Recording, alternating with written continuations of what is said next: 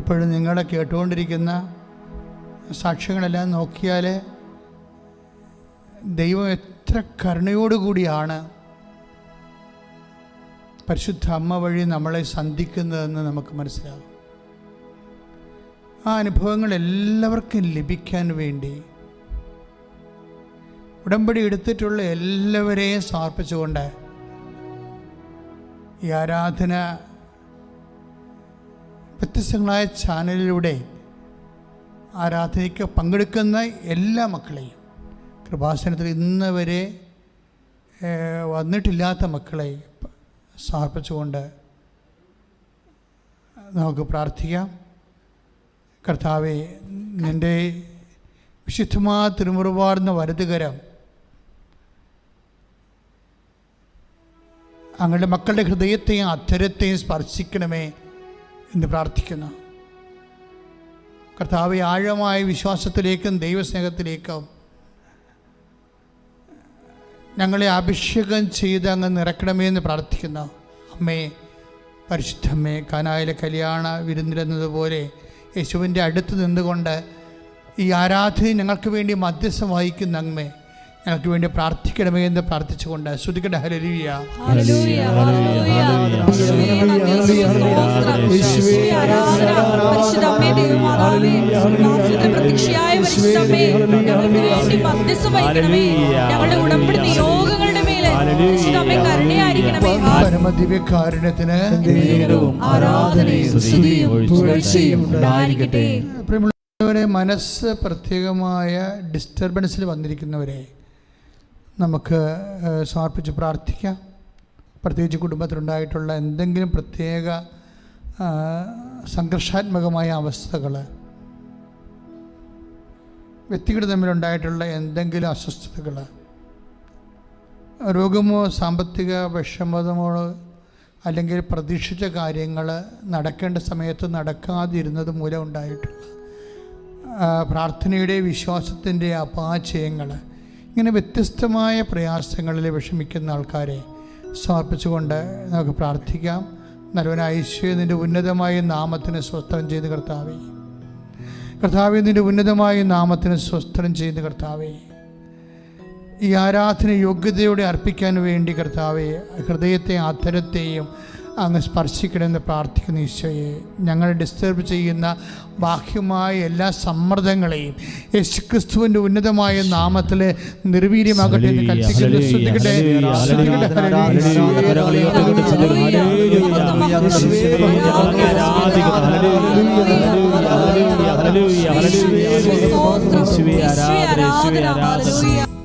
പ്രിയമുള്ളവരെ, നമ്മുടെ ജീവിതത്തിലെ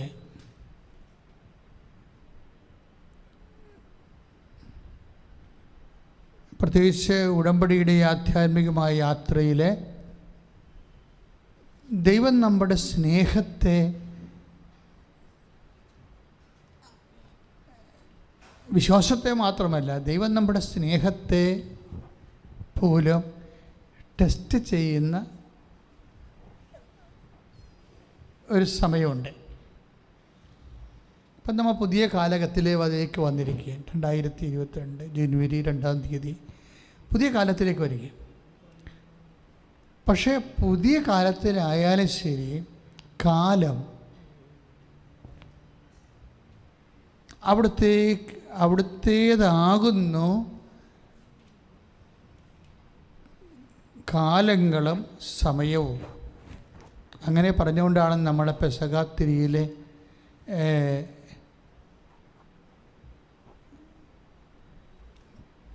അടയാളപ്പെടുത്തുന്നത്. ഇപ്പം ക്രിസ്മസ് സീസൺ ആണെങ്കിൽ വിശ്വാസിയുടെ വിശ്വാസം പ്രഖ്യാപിക്കപ്പെടുന്ന ചില സാഹചര്യങ്ങളുണ്ട്.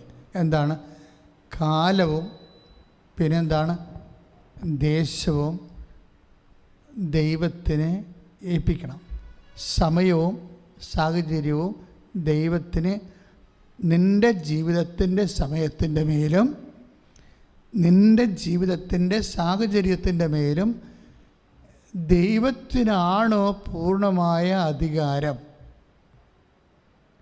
അഥവാ സാഹചര്യം മാറുമ്പോൾ നീ ഡിസ്റ്റർബ്ഡ് ആകുമോ? അപ്പോസ്തലികമായ ഏറ്റവും വലിയ ഒരു ക്വാളിറ്റിയാണ് അത്. എന്താണ്? സാഹചര്യം മാറിയാലും ഡിസ്റ്റർബ്ഡ് ആകത്തില്ല.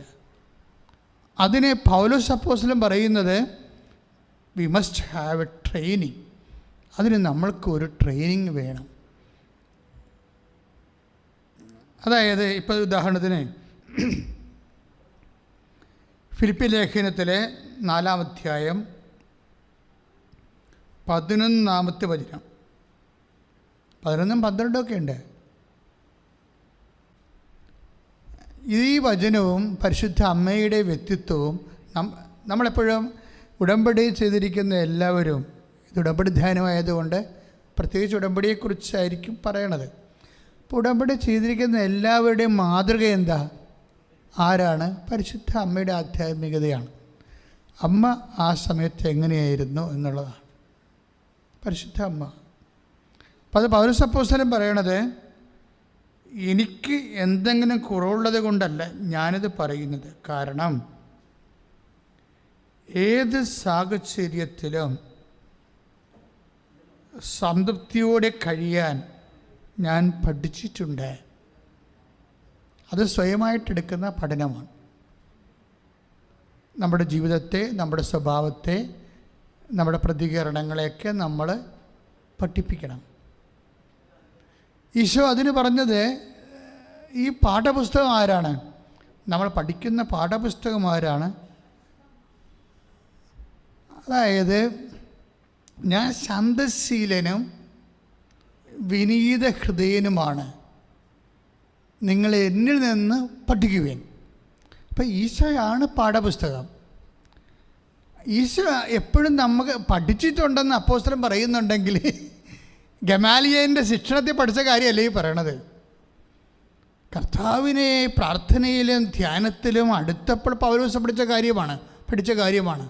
കാര്യം എന്താണ്? നമ്മൾ വിശുദ്ധ മത്തായി ശ്ലീഹായുടെ സുവിശേഷത്തിലെ ഇപ്പോൾ 11:28 അധ്യായത്തിൽ 28-ാമത്തെ വാക്യത്തിൽ നമ്മൾ അധ്വാനിക്കുന്നവനും ഭാരം വഹിക്കുന്നവനും എൻ്റെ അടുക്ക് വരിക, ഞാൻ നിങ്ങളെ ആശ്വസിപ്പിക്കാമെന്ന് ഈശോ പറയും.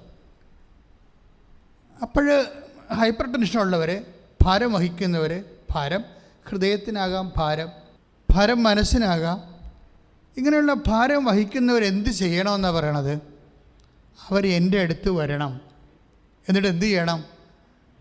എന്നിൽ നിന്ന് പഠിക്കണം. അപ്പോൾ പാഠപുസ്തകം ആരാണ്? ഈശോയാണ്. അപ്പം നമുക്ക് 2 ബൈബിളാണ് ഉള്ളത്. ഒന്ന് ഈശോയുടെ ജീവിതവും ഈശോയുടെ പ്രവർത്തനങ്ങളും ഉൾക്കൊള്ളുന്ന ദൈവരാജ്യത്തിൻ്റെ പുസ്തകം, വിശുദ്ധ ഗ്രന്ഥം. രണ്ടാമത്തത് ഈശോ തന്നെ ഒരു പാഠപുസ്തകമാണ്. ഇപ്പോൾ ഫിലിപ്പി ലേഖനം 4:11 പറയണത് എനിക്ക് എന്തെങ്കിലും കുറവുള്ളത് കൊണ്ടല്ല ഞാനിത് പറയുന്നത്. കാരണം ഏത് സാഹചര്യത്തിലും സംതൃപ്തിയോടെ കഴിയാൻ ഞാൻ പഠിച്ചിട്ടുണ്ട്. Praise the Lord. പൗലോസ് അപ്പോസ്തലൻ പഠിച്ച കാര്യങ്ങളാണ് പറയണത്.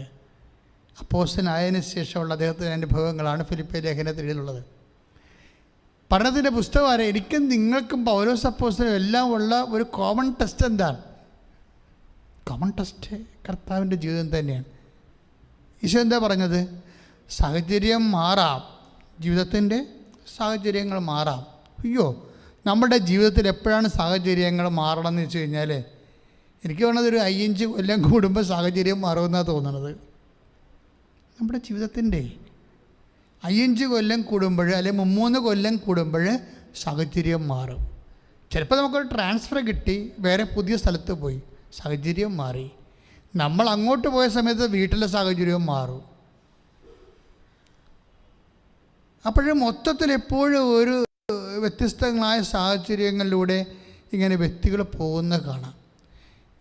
ഇങ്ങനെ പോകുന്ന സമയത്ത് സാഹചര്യങ്ങൾ മാറുമ്പോൾ എന്താണ് ഈശോ പറയണത്? എന്താണ് ഈശോയിൽ നിന്ന് പഠിക്കേണ്ടത്? അതിൻ്റെ പേരിൽ വ്യഗ്രത ഉണ്ടാകരുത്. ഞാൻ ശാന്തശീലനും വിനീത ഹൃദയനുമാണ്. ഇപ്പോൾ ഒരു കാര്യം എന്താണ്, എടുത്തോ പിടിച്ചതെന്നും പറഞ്ഞുള്ള ഷടോടാന്നുള്ള തീരുമാനവും ബഹളവുമല്ല. അത് ധൃതിയും വ്യഗ്രതയും ഒക്കെ അഹങ്കാരത്തിൻ്റെ ലക്ഷണമായിട്ടാണ് പരിശുദ്ധാത്മാവ് വചനത്തിൽ വിവേചിക്കുന്നത്. അതിന് ശാന്തത വേണം. ഞാൻ ശാന്തശീലനും വിനീത ഹൃദയനുമാണ്, എന്നിൽ നിന്ന് പഠിക്കുവിൻ. ഏറ്റു പറഞ്ഞേ, കർത്താവായ ദൈവമേ, കർത്താവായ ദൈവമേ, അങ്ങയിൽ നിന്ന് അങ്ങാകുന്ന പാഠപുസ്തകത്തിൽ നിന്ന് പഠിക്കുവാൻ ഞങ്ങൾക്ക് വ്യത്യസ്തമായ സാഹചര്യങ്ങൾ നൽകി പ്രായോഗികമായി ഞങ്ങളെ പഠിപ്പിക്കുകയാണെന്നുള്ള ബോധ്യത്തിലേക്ക് ഞങ്ങളെ നയിക്കണം.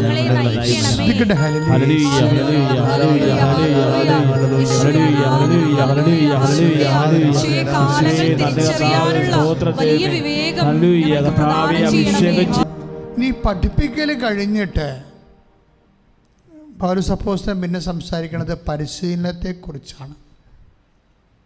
പഠിപ്പിക്കലുണ്ട്, അത് തിയറി ആയിരിക്കും. പരിശീലനമുണ്ട്, അത് പ്രാക്ടിക്കലായിരിക്കും. അല്ലേ? കോളേജിലൊക്കെ സെക്കൻഡ് ഗ്രൂപ്പ് എടുക്കുന്നവർക്ക് ക്ലാസ്സിൽ തിയറി പഠിപ്പിക്കും, ലാബിൽ അതിൻ്റെ പ്രാക്ടിക്കൽ പഠിപ്പിക്കും. ഈ രണ്ട് കാര്യം നമുക്ക് ദൈവത്തിൽ നിന്ന് പ്രതീക്ഷിക്കാമെന്നാണ് പറയണത്. രണ്ട് കാര്യങ്ങൾ, അതായത് 4:12 ഫിലിപ്പിയ ലേഖനം 4:12, താഴ്ന്ന നിലയിൽ ജീവിക്കാൻ എനിക്കറിയാം, സമൃദ്ധി ജീവിക്കുവാനും ഏത് സാഹചര്യത്തിലും സംതൃപ്തിയോടെ കഴിയുവാനും. ഇപ്പം സാഹചര്യത്തിലും സംതൃപ്തിയോടെ കഴിയുവാനും എനിക്ക് പരിശീലനം ലഭിച്ചിട്ടുണ്ട്. Praise the Lord. ഇപ്പോൾ പഠനവും ഉണ്ട്, പിന്നെന്താണ്, പരിശീലനവും ഉണ്ട്. അതായത് തിയറിയുമുണ്ട്, പ്രാക്ടിക്കലും ഉണ്ട്. ഇത് നമുക്ക് ദൈവത്തിൽ നിന്ന് പ്രതീക്ഷിക്കാം. ദൈവം ഈ തിയറിയും പ്രാക്ടിക്കലും നമ്മളെ പരീക്ഷിക്കേണ്ടത് എങ്ങനെയാണ്? സാഹചര്യം മാറ്റിയാണ്, കാലങ്ങൾ മാറ്റിയാണ്. ഇപ്പം കാലം മാറിയില്ലേ? ഇങ്ങനെ ക്രൊണോളജിക്കൽ ഇയർ ഇങ്ങനെ മാറുന്നത് തന്നെയല്ല, അനുഭവകാലങ്ങളും മാറും. ഇപ്പം ആരോഗ്യത്തിന് ഒരു കാലമുണ്ട്, പിന്നെ എന്താണ്, രോഗത്തിന് ഒരു കാലം, പടുത്തുയർത്താൻ ഒരു കാലം, പണിതത് ഇടിച്ച് നിരത്താൻ ഒരു കാലം. എന്തുകൊണ്ടാണ് ഇപ്പോൾ സഭാപ്രസംഗം നമ്മൾ 3-ാം അധ്യായം വായിക്കുമ്പോൾ പണിയാൻ ഒരു കാലം, പണിതത് ഇടിച്ച് നിരത്താൻ ഒരു കാലം. പണിതത് എന്തിനാണ് ഇടിച്ച് നിരത്തണത്? ബോറടിച്ചിട്ടായിരിക്കും. കാര്യം ഓരോ മനുഷ്യരും ഓരോ കാര്യങ്ങൾ ചെയ്തു. കുറച്ച് കഴിയുമ്പോൾ പറയാം, എന്നാലും ഈ സിറ്റ് ഔട്ട് അടിച്ച് പൊളിച്ചേക്കാം. ഞാനൊരു മുൻ മന്ത്രിയുടെ വീട്ടിൽ ചെന്നപ്പോൾ അദ്ദേഹത്തുണ്ട്, പക്ഷേ ഞാൻ എപ്പോഴും അദ്ദേഹത്തെ ഇടയ്ക്കൊക്കെ അദ്ദേഹത്തിൻ്റെ വീട്ടിൽ ചില അത്യാവശ്യ കാര്യത്തിന് വേണ്ടി പോകും, സാംസ്കാരികമായ ചില വിഷയങ്ങൾക്ക് വേണ്ടി പോകും. അപ്പോൾ അദ്ദേഹത്തിൻ്റെ വീട്ടിൽ സിറ്റ് ഔട്ട് അടിച്ച് പൊളിച്ചുകൊണ്ടിരിക്കുക. എന്താ കാര്യം? ഞാൻ ചോദിച്ചു, സാറേ ഇതെന്ത് സിറ്റ് ഔട്ട് അടിച്ച് പൊളിക്കണം? അതല്ലേ, ഈ വീട്ടിൽ നിന്ന് തെക്കോട്ടാണ് സിറ്റ് ഔട്ട് കിടക്കുന്നത്, അത് കാരണം ഞാൻ ഗതി പിടിക്കണില്ല, പുള്ളിക്ക് സീറ്റ് കിട്ടിയില്ല, അതാണ് പ്രശ്നം. ഇപ്പോൾ ഗതി, അതായത് തെക്കോട്ട് ഇറങ്ങണ കാരണം, വീട്ടിൽ നിന്ന് തെക്കോട്ട് ഇറങ്ങണ കാരണം അദ്ദേഹത്തിൻ്റെ രാഷ്ട്രീയ ജീവിതം കുറച്ച് ശോഷിച്ചു വരുന്നു. അത് കാരണം ഇപ്പോൾ എന്താ ചെയ്തിരിക്കണത്, അദ്ദേഹം തെക്ക് വശം അടച്ചിട്ട് കിഴക്ക് വശം പൊളിച്ച് കിഴക്കോട്ടിറങ്ങാൻ വേണ്ടിയാണ്. അതിൻ്റെ വിറ്റെന്താ വെച്ച് കഴിഞ്ഞാൽ, കിഴക്കോട്ടിറങ്ങിയാലും ഈ മനുഷ്യൻ എങ്ങോട്ട് പോകും? പുറത്തേക്ക് പോകാൻ ഗേറ്റ് തെക്ക് വശത്താണ്. നേരെ കിഴക്കോട്ട് ഇറങ്ങിക്കഴിഞ്ഞാൽ കണ്ടവൻ്റെ വീടാണ്, മറ്റുള്ള ആൾക്കാരുടെ വീടാണ്. അപ്പോഴും കറങ്ങി തിരിഞ്ഞ് തെക്കോട്ട് തന്നെ പോകണം. എങ്കിലും മനസ്സിൻ്റെ ഒരു സമാധാനത്തിന് വേണ്ടി ആ തെക്കേ വശം സിറ്റ് ഔട്ടും കൈവരിയൊക്കെ രണ്ടാമത് പുനർനിർമ്മിച്ചിട്ട് കിഴക്കോട്ട് തുറന്നിട്ടിരിക്കുക. അപ്പോൾ ഇടിച്ച് പൊളിക്കാൻ ഒരു കാലം, പണിയാനൊരു കാലം, പണിതത് പൊളിക്കാനൊരു കാലം. ഇതുപോലെ തന്നെയാണ് നമ്മുടെ ഓരോ കാര്യങ്ങളും. ഒരു 5 കൊല്ലം കഴിയുമ്പോൾ നമുക്ക് ബോറടിച്ച് തുടങ്ങും ഓരോ കാര്യങ്ങളും. ഈ ബോറടിക്കാതിരിക്കുന്നതിന് തീർച്ചയായിട്ടും അഭിഷേകം വേണ്ടി വരും. സ്വന്തം ഭാര്യയെ ബോറടിക്കുന്നവരുണ്ടല്ലോ, അതല്ലേ വീട്ടിലെ പ്രശ്നങ്ങൾ മുഴുവനും. വൈഫ് എന്തുകൊണ്ടാണ് കൂടുതൽ ഡിമാൻഡ്സ് വെക്കണത്? ഓരോരോ അവിടെ പോകണം, ഇവിടെ പോകണം, അത് വാങ്ങിച്ചു തരണം, ഇത് വാങ്ങിച്ചു തരുന്നതിന് അവർക്ക് ആവശ്യമില്ലെന്ന് അവർക്ക് തന്നെ അറിയാം. പക്ഷേ ഈ മനുഷ്യന് തന്നെ ബോറടിച്ചെന്ന് എങ്ങനെയോ അവർക്ക് മനസ്സിലായി. അതുകൊണ്ട് പുതിയ പുതിയ ഡിമാൻഡ്സ് അവർ വെച്ചുകൊണ്ടിരിക്കും. അപ്പോൾ എന്താണെന്ന് വെച്ച് കഴിഞ്ഞാൽ, സ്നേഹിക്കാൻ ഒരു കാലം, ആലിംഗനം ചെയ്യാനൊരു കാലം, ആലിംഗനം ചെയ്യാതിരിക്കാനൊരു കാലം. ഇപ്പം പരവേശങ്ങളും സ്നേഹപ്രകടനങ്ങളൊക്കെ കുറച്ച് കഴിയുമ്പോൾ ബോറടിക്കുമെന്നർത്ഥം. ഇത് മനുഷ്യാവസ്ഥയാണ്. പരവേശങ്ങളും അതുപോലെ തന്നെ മനുഷ്യൻ്റെ എല്ലാവിധ ബന്ധങ്ങളും കുറച്ച് കഴിയുമ്പോൾ മടുപ്പ് ഉണ്ടാകും. അതുകൊണ്ടാണ് കാലങ്ങൾ മാറുന്നതനുസരിച്ച് വളരെ ശ്രദ്ധയോടെയാണ് കാലത്തെ. ഇപ്പം സഭാപ്രസംഗി ശ്രുതികട ഹല്ലേലൂയ,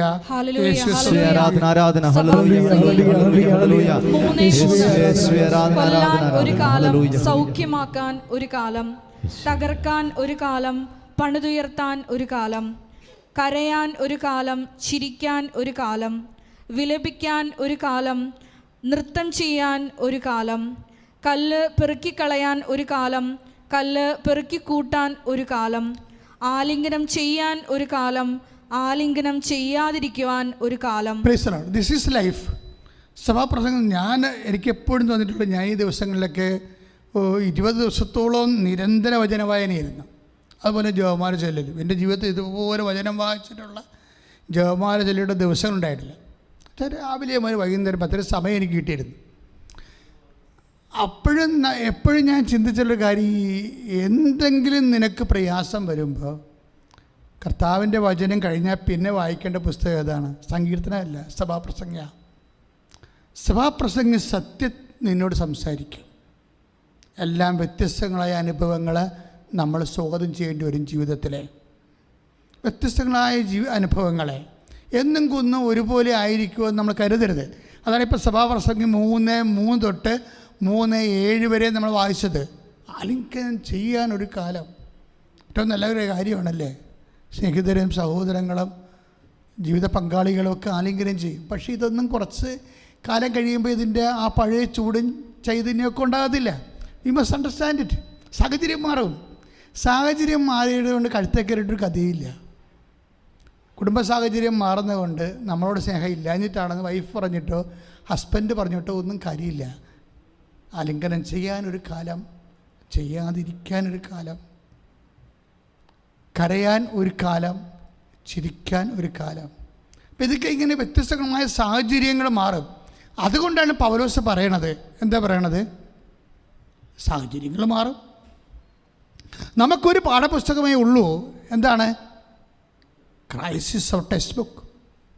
കർത്താവാണ് നമ്മുടെ ടെക്സ്റ്റ് ബുക്ക്. ഏത് സാഹചര്യങ്ങൾ മാറിയാലും സംതൃപ്തിയോടെ ജീവിക്കാൻ എനിക്ക് നല്ല പരിശീലനം ലഭിച്ചിട്ടുണ്ട്. നല്ല പരിശീലനമാണ്, അല്ലാതെ ചുമ്മാ ഇങ്ങനെ ക്രാഷ് കോഴ്സല്ല കിട്ടിയിരിക്കണത്.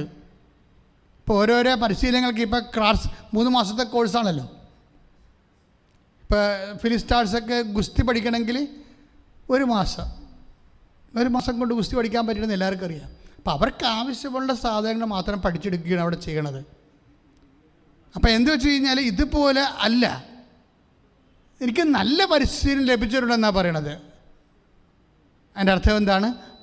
പല സമയത്ത് ജീവിത സാഹചര്യങ്ങൾ മാറി മാറി വന്നിട്ടുണ്ട്. ഇതിന് നിനക്ക് you must open to the Lord. ഈ വിഷയത്തിൽ ഞാൻ ദൈവസ്നേഹത്തെക്കുറിച്ചാണ് നിങ്ങളോട് ആദ്യം പറഞ്ഞത്. ദൈവസ്നേഹം ടെസ്റ്റിന് വിധേയമാണെന്ന് പറഞ്ഞു. എന്താ ടെസ്റ്റിന് വിധേയമാണെന്ന് പറയാൻ കാരണം, ദൈവം ഇങ്ങനെ അളന്നാണ് ഓരോരോ കാലവും മാറ്റി വെക്കുന്നത്. ആദ്യം മുതൽ ദൈവം ഇങ്ങനെ അളന്ന് നമ്മൾ ദൈവസ്നേഹത്തെ വളരുന്നതനുസരിച്ച് കൊണ്ട് സാഹചര്യം ഒന്ന് വ്യത്യസ്തമാക്കി തരും. എന്ത് ഞാനിപ്പോൾ ഇങ്ങനെ സംസാരിക്കാൻ കാരണം എന്ന് വെച്ച് കഴിഞ്ഞാൽ, ഇപ്പം നമ്മൾ നത്താഴ കാലമാണിത് അല്ലേ, ക്രിസ്മസ് സീസൺ. ഈ ക്രിസ്മസ് സീസണിൽ ഈ ദിവസങ്ങളിലൊക്കെ എന്നെ കൂടെ ചിന്തിച്ചത്, അമ്മയും ഔസേപ്പിതാവും കാലങ്ങളോട് കാണിച്ച ഒരു പ്രത്യേക സമീപനമുണ്ട്. പൗലോസ് അപ്പോസ്തലൻ പറഞ്ഞിരിക്കുന്നത് അതുപോലെ തന്നെയാണത്. അമ്മ എന്താണ് ഔസേപ്പിതാവിൻ്റെ കാര്യത്തിനെടുക്കുക. ഇപ്പോൾ മത്തായി ശ്ലീഹ 2:20 മത്തായി ശ്ലീഹയുടെ സുവിശേഷത്തിൽ എന്താ പ്രശ്നം എന്ന് വെച്ചാൽ അവിടെ ഒരു പ്രത്യേക കാലഘട്ടമാണ്. ഔസേപ്പിതാവ് വിഷയത്തെ എങ്ങനെയാണ് കൈകാര്യം ചെയ്തതെന്നൊക്കെ മനസ്സിലാകും. എന്താണ് അത്? അർക്കലാവോസ് പഴയ ഹെറോദ് ദ ഗ്രേറ്റ്, നമ്മൾ ജോസഫീസ് ഫ്ലാവീസിൻ്റെ ചരിത്രഗ്രന്ഥങ്ങളിൽ എഴുതിയിരിക്കുന്ന ഹെറോഡ് ദ ഗ്രേറ്റ്, അയാളാണ് യേശുവിൻ്റെ 2 വയസ്സിന് താഴെയുള്ള എല്ലാ കുഞ്ഞുങ്ങളെയും കൊല്ലാൻ വേണ്ടി കൽപ്പന പുറപ്പെടുവിക്കുന്നത് ഹെറോഡ് ദ ഗ്രേറ്റ് ആണ്. അയാളുടെ കാലത്താണ് ഔസേപ്പിതാവും അമ്മയും ഉണ്ണിയും കൂടി ഈജിപ്തിലോട്ട് പോണത്. ഒരു പ്രത്യേക സാഹചര്യമാണ്. 4 കാലം വീണ് ഓടണ കാലമാണ്. പ്രത്യേക കാലമാണ്. കാലം പെട്ടെന്ന് ചേഞ്ച് ചെയ്തു അവരുടെ ജീവിതത്തിലെ. കാലം ചേഞ്ച് ചെയ്തപ്പോൾ എന്ത് ചെയ്തു? ആ ചേഞ്ചിങ് അനുസരിച്ച് കൊണ്ടാണ് അവർ ചലിക്കണത്. എന്നിട്ട് എപ്പോഴാണ് ഈ ഔസേപ്പിതാവ് റിട്ടേൺ ചെയ്യണത്? ആ പ്രതികൂല സാഹചര്യങ്ങൾ മാറിക്കഴിയുമ്പോൾ 2:20 അന്ത്യോക്കസ് ഹെറോഡ് അന്ത്യോക്കസ്, അതായത് ഹെറോദിൻ്റെ ഗ്രേറ്റിൻ്റെ മകൻ, അദ്ദേഹം രാജ്യഭരണം ഏറ്റെടുക്കുമ്പോഴാണ് ഔസേപ്പിതാവ് തിരിച്ചു വരണത്. അതുവരെ തൽക്കാലം ഒന്ന് ഓടി വെച്ചും പെട്ടെന്ന് അതുപോലെ തിരിച്ചു വരാനുള്ള വ്യഗ്രത ഔസേപ്പിതാവ് കാണിക്കണില്ല, ദൈവവും കാണിക്കണില്ല. എന്താ കാര്യം?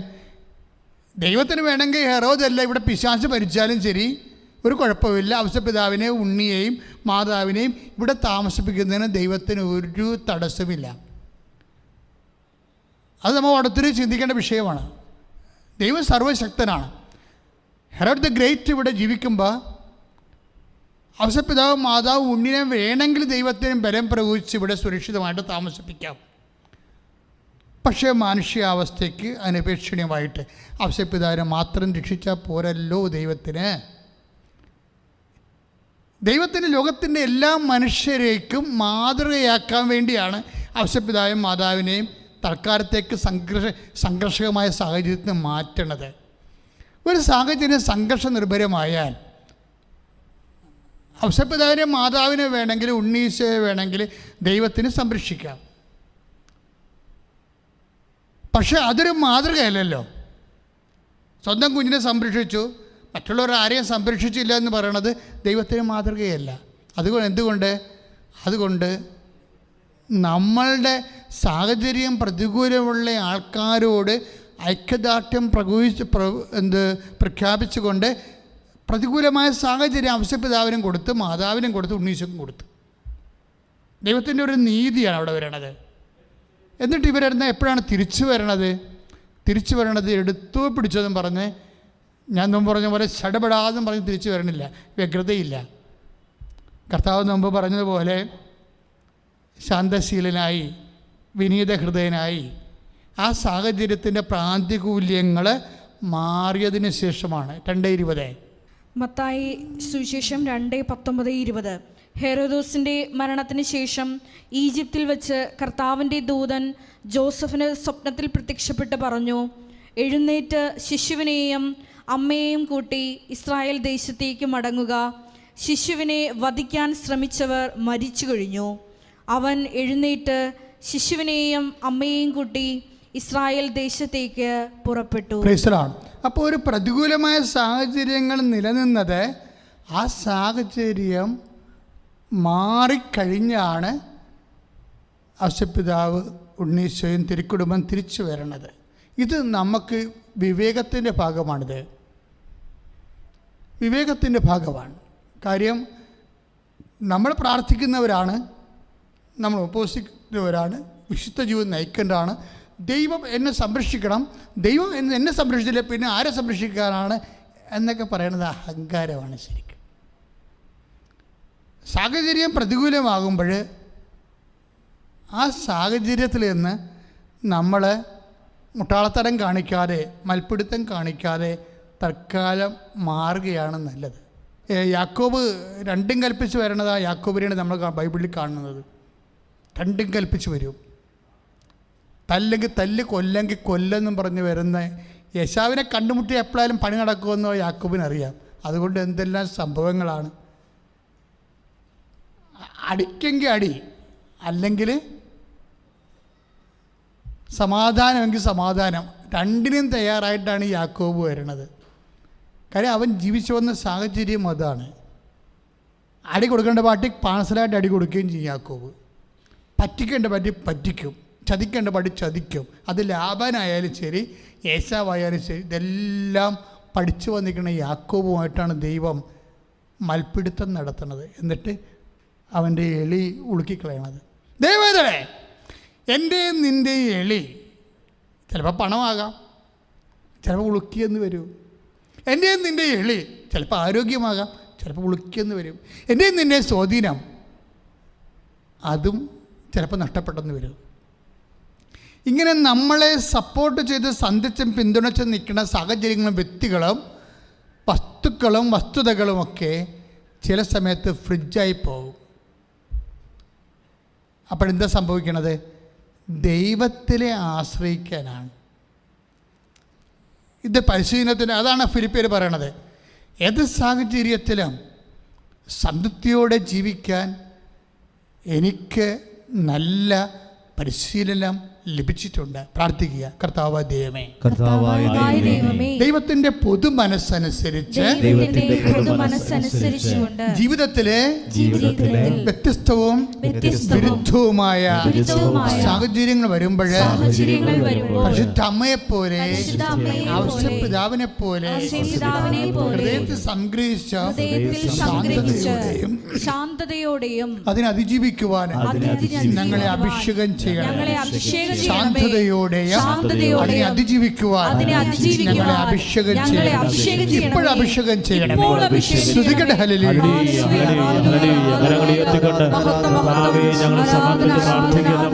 ഈ വിവേകവും വിവേചനവും ക്രിസ്മസിലെ സീസണിൻ്റെ എല്ലാ വ്യക്തികളും, ഔഷധപിതാവിനെ കുറിച്ച് നമ്മൾ കണ്ടു, മാതാവ്, ഇനി അമ്മ. അമ്മയും എന്താണ്? അമ്മയൊക്കെ കുറിച്ച ഫീഡിങ്സ് എന്തായിരുന്നു? ലൂക്കാസ് വിശേഷം 1:32 33 ആ വചനങ്ങളുണ്ട്. എന്താണ് അമ്മയെക്കുറിച്ച്? അമ്മയ്ക്ക് നൽകിയിരുന്ന മംഗളവാർത്ത സമയത്ത് നൽകിയിരുന്ന ഒരാശയം എന്താണ്? അവൻ വലിയവനായിരിക്കുമെന്നാണ്. ചെറിയവനെക്കുറിച്ച് ചിന്തിക്കേണ്ട കാര്യം പോലും അമ്മയ്ക്കില്ല. അവൻ വലിയവനായിരിക്കും. പിന്നെ എന്താണ്? അത്യുന്നതന്റെ പുത്രൻ എന്ന് വിളിക്കപ്പെടും. അത്യുന്നതന്റെ പുത്രൻ എന്ന് വിളിക്കപ്പെടും. അവന്റെ പിതാവായ ദാവീദിന്റെ സിംഹാസനം ദൈവമായ കർത്താവ് അവന് കൊടുക്കും. ദൈവമായ കർത്താവ് അവന് കൊടുക്കും. യാക്കോബിന്റെ ഭവനത്തിന്മേൽ അവൻ എന്നേക്കും ഭരണം നടത്തും. യാക്കോബിന്റെ ഭവനത്തിന്മേൽ അവൻ എന്നേക്കും ഭരണം നടത്തും. അവന്റെ രാജ്യത്തിന് അവസാനമുണ്ടാവുകയില്ല. അവൻ്റെ രാജ്യത്തിന് അവസാനമുണ്ടാവുകയില്ല. അപ്പം എത്രയോ വാഗ്ദാനങ്ങൾ കൊടുത്തിരിക്കണത്. ഒന്നെന്താണ്? യാക്കോബിൻ്റെ ഗോത്രത്തിൽ അവൻ എന്നേക്കും ഭരണം നടത്തും. യാക്കോബിൻ്റെ ഭവനത്തിൽ അവൻ എന്നേക്കും ഭരണം നടത്തും. പിന്നെന്താണ്? ദാവീദിൻ്റെ സിംഹാസനം അവന് നൽകപ്പെടും. അവൻ്റെ രാജ്യത്തിന് അവസാനം ഉണ്ടായില്ല. ഈ 3 കാര്യങ്ങൾ വിശ്വസിച്ചതിനാണ് പരിശുദ്ധാത്മാവ് അമ്മയെ സല്യൂട്ട് ചെയ്തത്. ഈ 3 കാര്യങ്ങൾ അമ്മ വിശ്വസിച്ചുകൊണ്ട് വചനം ഉദരത്തിൽ സ്വീകരിക്കാൻ തയ്യാറായതിനാണ് എലിസബത്തിലൂടെ പരിശുദ്ധാത്മാവ് അമ്മയെ സല്യൂട്ട് ചെയ്തത്. എന്തൊക്കെയാണ്? അവൻ്റെ ഭവനത്തിലെ, യാക്കോബിൻ്റെ ഭവനത്തിൽ അവൻ എന്നേക്കും ഭരണം നടത്തും. രണ്ടാമത്തെ എന്താണ്? ദാവീദിന്റെ സിംഹാസനം ദൈവമായ കർത്താവ് അവന് കൊടുക്കും. പിന്നെ എന്താണ്? അവൻ്റെ രാജ്യത്തിന് അവസാനം ഉണ്ടാകുകയില്ല. ഈ 3 കാര്യങ്ങൾ അമ്മ വിശ്വസിച്ചതിനാണ് പരിശുദ്ധാത്മാവ് സല്യൂട്ട് ചെയ്തത്. ആരെ? എലിസബത്തിലൂടെ. അതുകൊണ്ട് എലിസബത്ത് എന്താ പറഞ്ഞത്? ആത്മാവിൽ നിറഞ്ഞു പറഞ്ഞു. എന്താ പറഞ്ഞത്? 1:45 കർത്താവ് നിന്നോട് അരുളി ചെയ്ത കാര്യങ്ങൾ പറഞ്ഞേ. കർത്താവ് നിന്നോട് അരുളി ചെയ്ത കാര്യങ്ങൾ നിറവേറുമെന്ന് വിശ്വസിച്ച നീ ബ്ലെസ്ഡ് blessed. ഭാഗ്യവതി. ശ്രുതിക്കട്ടെ ഹല്ലേലൂയ. Hallelujah, hallelujah, hallelujah.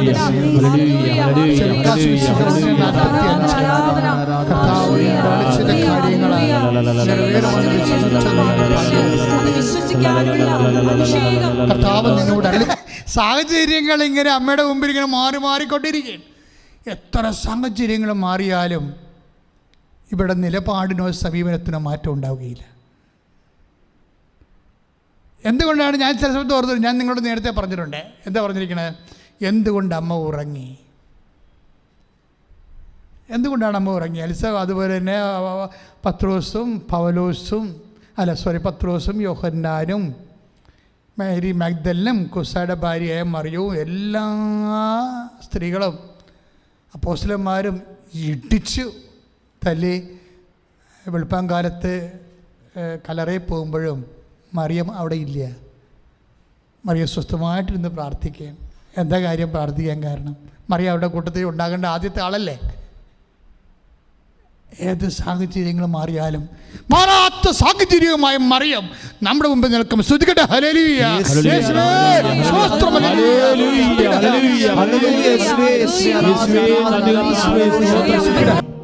കാലാവസ്ഥ ഭേദമില്ലാത്ത മറിയത്തിൻ്റെ മനസ്സാണ് നമ്മുടെ മാതൃക.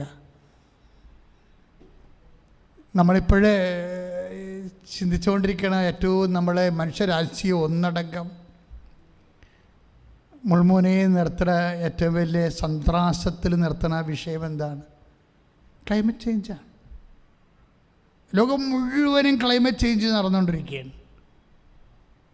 നമുക്ക് തന്നെ അച്ഛൻ പറഞ്ഞ പോലെ 20 ന്യൂനമർദ്ദങ്ങൾ നടന്ന് ഈ വർഷകാലം കഴിഞ്ഞതിന് ശേഷം അത്രയും വെള്ളപ്പൊക്കം ഉണ്ടായി, അത്രയും കാറ്റുകളുണ്ടായി, അത്രയും നാശനഷ്ടം ഉണ്ടായി, അത്രയും ഉരുൾപൊട്ടലുണ്ടായി. ഉരുൾപൊട്ടുന്നത് എന്തുകൊണ്ടാണ്?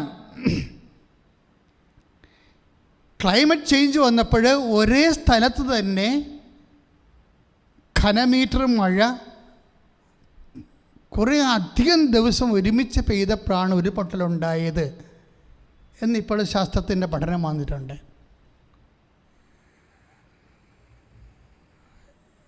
എത്രയോ കർഷകരെയാണ് നമ്മൾ ക്രൂശിച്ചത്. ഗാർഗിൾ റിപ്പോർട്ട് നടപ്പിലാക്കിയില്ല എന്നും പറഞ്ഞുകൊണ്ട്. നടപ്പിലാക്കാതെ ആരും ഇരുന്നില്ല. കർഷകരെ സംരക്ഷിച്ചുകൊണ്ടുള്ള അവിടെ ജീവിക്കുന്ന 50 ലക്ഷത്തോളം മനുഷ്യരുടെ ജീവിതത്തെ നിലനിർത്തിക്കൊണ്ട് എന്തും ചെയ്യാമെന്ന് പറഞ്ഞു. കാലാവസ്ഥ വ്യതിയാനങ്ങൾ വന്നു. അത് ചില ആൾക്കാർ അവരുടെ താല്പര്യങ്ങൾക്ക് വേണ്ടി എടുത്ത് പ്രയോഗിക്കുകയും അതിൻ്റെ പേരിൽ സഭയെ കരുതേക്കുകയും അതിൻ്റെ പേരിൽ പലതരത്തിലുള്ള മെച്ചങ്ങൾ ഉണ്ടാക്കുകയും ചെയ്തിട്ടുണ്ട്. ഞാൻ ആ വിഷയത്തിലേക്ക് വരുന്നില്ല. പക്ഷേ കാലാവസ്ഥ വ്യതിയാനം എന്നുള്ളത് ഒരു ആഗോള പ്രശ്നമായി മാറി.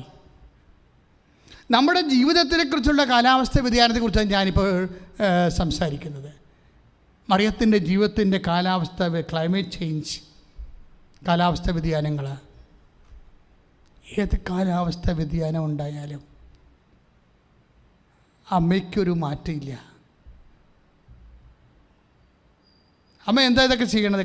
കാലാവസ്ഥ വ്യതിയാനങ്ങൾ വരും, ജീവിതത്തിൽ കാലാവസ്ഥ വ്യതിയാനങ്ങൾ വരുമ്പോൾ അമ്മ വചനത്തിൽ വിശ്വസിക്കും. എന്തുകൊണ്ടാണ് ഇടിച്ചതല്ലേ മേരി മാഗ്ദലിൻ്റെ കൂടെ പത്രോസിൻ്റെ കൂടെ ഓടി കല്ലറയിൽ പോകാഞ്ഞതെന്നാണ്? അവിടെ ആളില്ലെന്ന് അമ്മയ്ക്കറിയാം. എങ്ങനെ അറിയാം അമ്മയ്ക്ക്?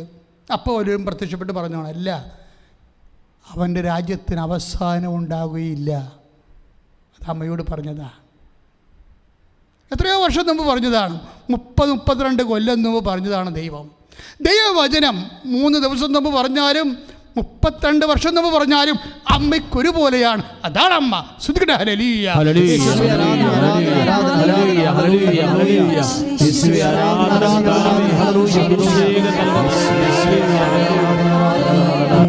ജീവിതത്തിൽ നമുക്ക് പ്രതീക്ഷിക്കുന്നത് ചിലപ്പോൾ നമ്മളോട് പറഞ്ഞ കാര്യങ്ങൾ നമ്മൾ നല്ല കാര്യങ്ങൾ എങ്ങനെ പ്രതീക്ഷിച്ചുകൊണ്ടിരിക്കും, പക്ഷേ മോശം കാര്യങ്ങൾ സംഭവിക്കും. ഇത് നല്ല കാര്യങ്ങൾ പ്രതീക്ഷിച്ചുകൊണ്ടിരിക്കും, പക്ഷേ മോശം കാര്യങ്ങൾ സംഭവിക്കും. ഇതാണ് സാഹചര്യ മാറ്റം എന്ന് പറയുന്നത്, ക്ലൈമറ്റ് ചേഞ്ച് എന്ന് പറയുന്നത്. നല്ല കാര്യങ്ങൾ എന്താണ് പ്രതീക്ഷിച്ചത്? അമ്മ നമ്മൾ നേരത്തെ കണ്ടതാണ്. അതായത് രാജകീയ ജന്മമാണ് ഈശോയുടെ എന്ന് അമ്മയോട് പറഞ്ഞതാണ്. പിതാവായ ദാവീദിൻ്റെ സിംഹാസനം അവിടത്തേക്ക് നൽകുമെന്ന്, അല്ലേ? അത് അമ്മ വിശ്വസിച്ചതാണ്. പക്ഷേ രാജകീയ ജന്മത്തിന് ഒരാടിൻ്റെ ജന്മമാണ്. ആടും പശുവൊക്കെ പ്രസവിക്കുന്നത് പോലെയാണ് പ്രസവിക്കാനാണ് അമ്മയോട് അവസാനം ആവശ്യപ്പെട്ട സമയത്ത്. അപ്പോൾ നോക്കിയേ, അനുഭവങ്ങൾ എന്താണ്, വചനം എന്താണ്? This is contradiction. ഒരു വിശ്വാസി ജീവിച്ചു പോകുമ്പോൾ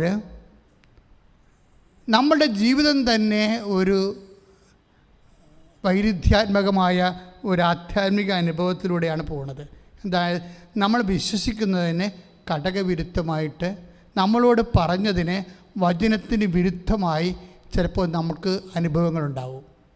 വചനവിരുദ്ധമായി നമ്മളിൽ നിന്ന് അനുഭവം ഉണ്ടാകും. അപ്പോൾ എന്തുകൊണ്ടാണ് നമ്മൾ ദൈവത്തോട് ബാർഗെയിൻ ചെയ്യാൻ പോകും? ഞാൻ വചനം വിശ്വസിച്ചല്ലേ ജീവിച്ചത്, ഞാൻ ബുധനാഴ്ച ഉപവസിച്ചല്ലേ ജീവിച്ചത്, ഞാൻ കുടുംബപ്രാർത്ഥന ചൊല്ലിയല്ലേ ജീവിച്ചത്, ഞാൻ വിശുദ്ധമായിട്ടല്ലേ ജീവിച്ചത്, എന്നിട്ട് എനിക്ക് എന്തുകൊണ്ടാണ്?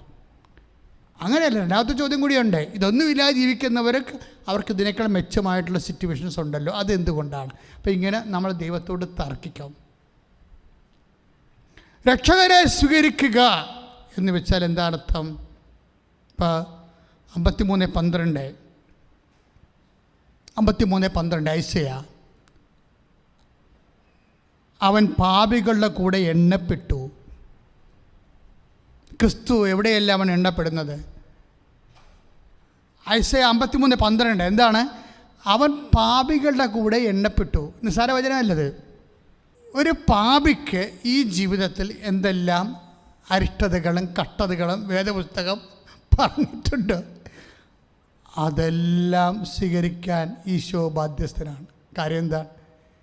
പാപികളെ രക്ഷിക്കാൻ വേണ്ടി അവൻ പാപികളുടെ കൂടെ എണ്ണപ്പെട്ടു. പാപത്തിൻ്റെ വേദന മരണമാണ്. എന്തുകൊണ്ട് ഈശോ മരണം കൈവരിച്ചു? അവൻ പാപികളുടെ കൂടെ എണ്ണപ്പെട്ടതുകൊണ്ട്. യേശയ്യ 53:12 എന്തെന്നാൽ അവൻ തൻ്റെ ജീവനെ മരണത്തിന് ഏൽപ്പിച്ചു കൊടുക്കുകയും പാപികളോട് കൂടെ എണ്ണപ്പെടുകയും ചെയ്തു. Praise the Lord. അപ്പം നിസ്സാര കാര്യമല്ലത്. പാപികളുടെ കൂടെ എണ്ണപ്പെടുക എന്ന് വെച്ച് കഴിഞ്ഞാൽ ഒരു പാപിക്ക് ഈ ജീവിതത്തിലെ സ്വാഭാവികമായി ഉണ്ടാകുന്ന ദുഃഖാരിഷ്ടതകളും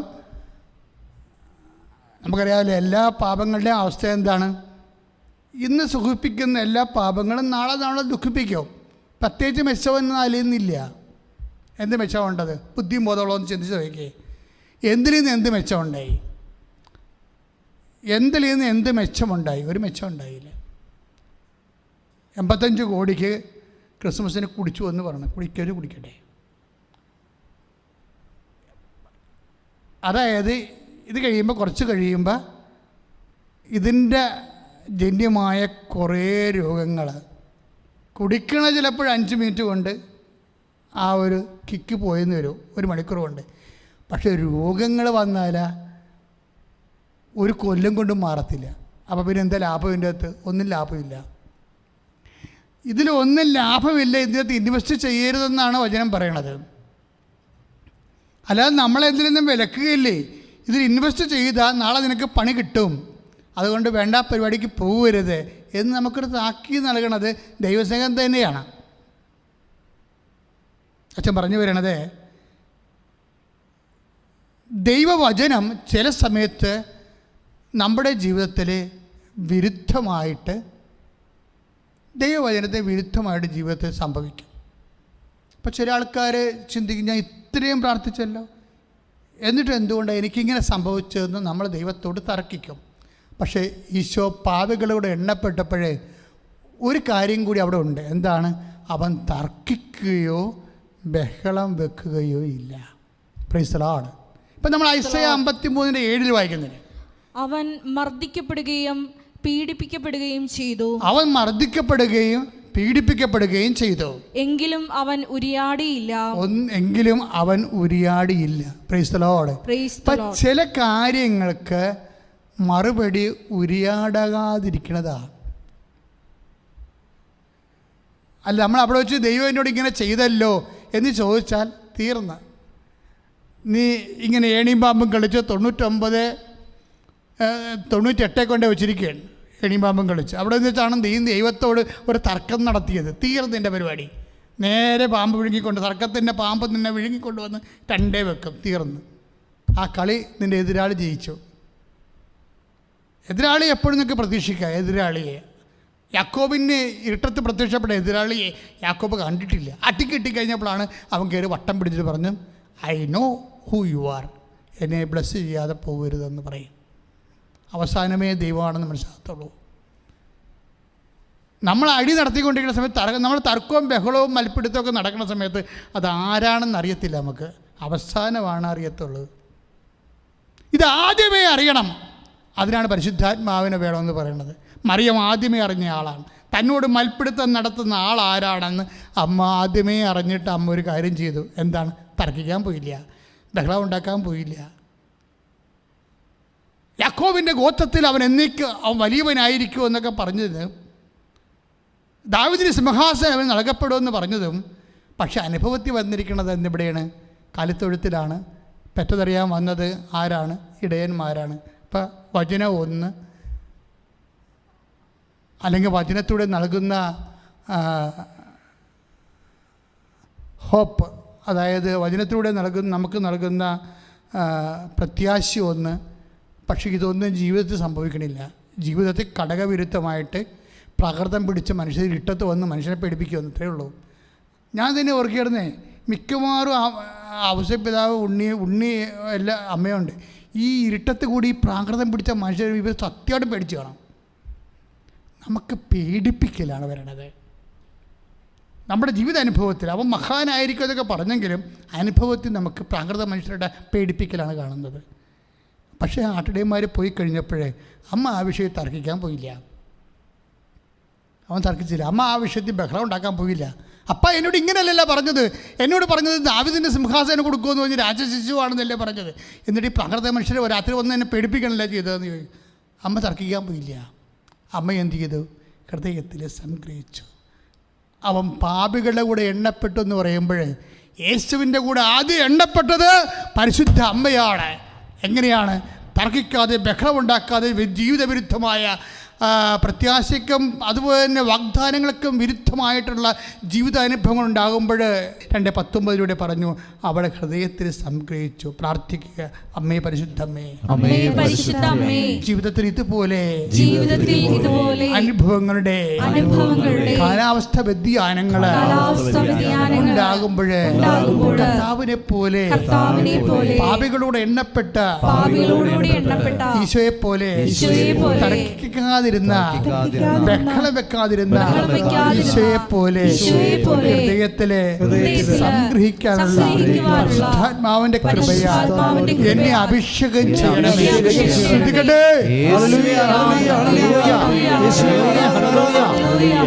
പ്രിയമുള്ളവരെ, അമ്മയുടെ ഏറ്റവും വലിയ അനുഗ്രഹം എന്ന് പറയുന്നത്, അമ്മ ദൈവത്തെ ഒരിക്കലും അളക്കത്തില്ല. എന്താ അങ്ങനെ പറയണമെന്ന് വെച്ച് കഴിഞ്ഞാൽ, ഇപ്പം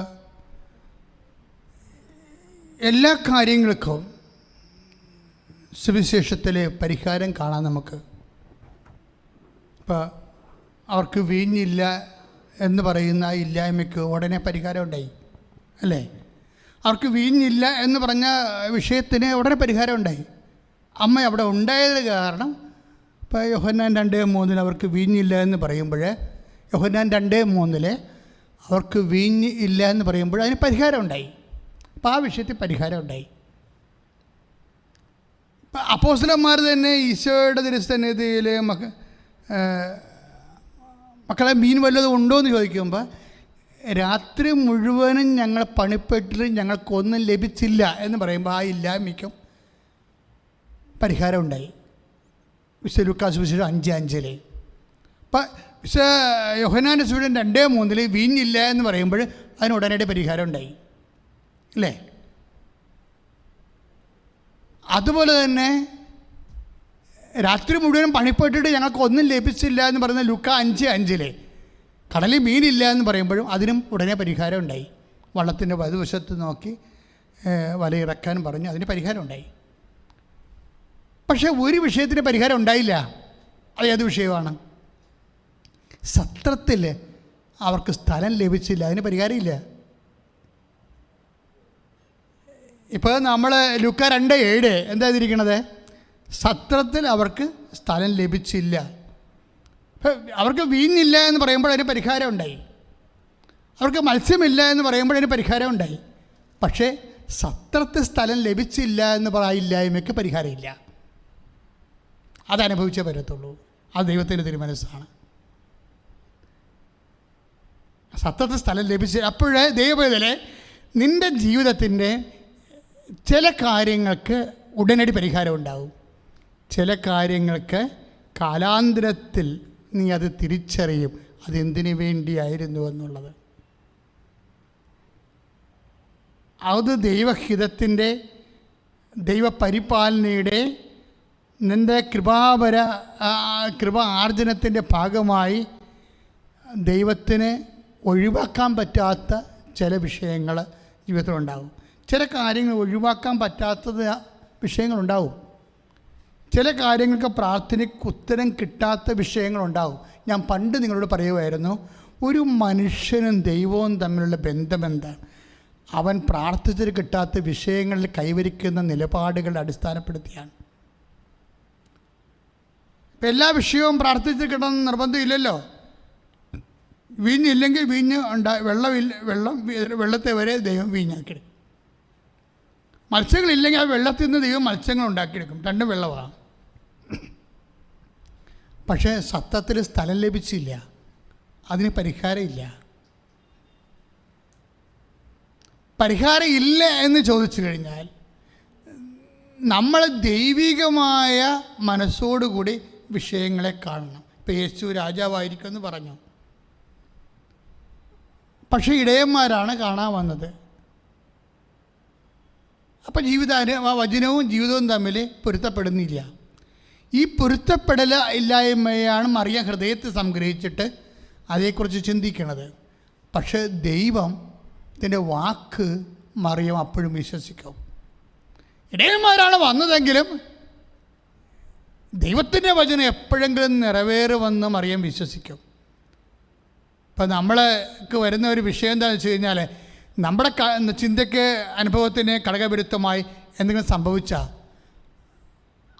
സംഭവിച്ചത് ഇങ്ങനെയാണല്ല, ഇനിയിപ്പം ഞാൻ എന്തിനാ ചെയ്യാനാണ് എന്ന് വിചാരിച്ചുകൊണ്ട് ദൈവത്തിൻ്റെ വചനത്തിൽ നിന്ന് പതുക്കെ നമ്മൾ സ്കൂട്ടാവും.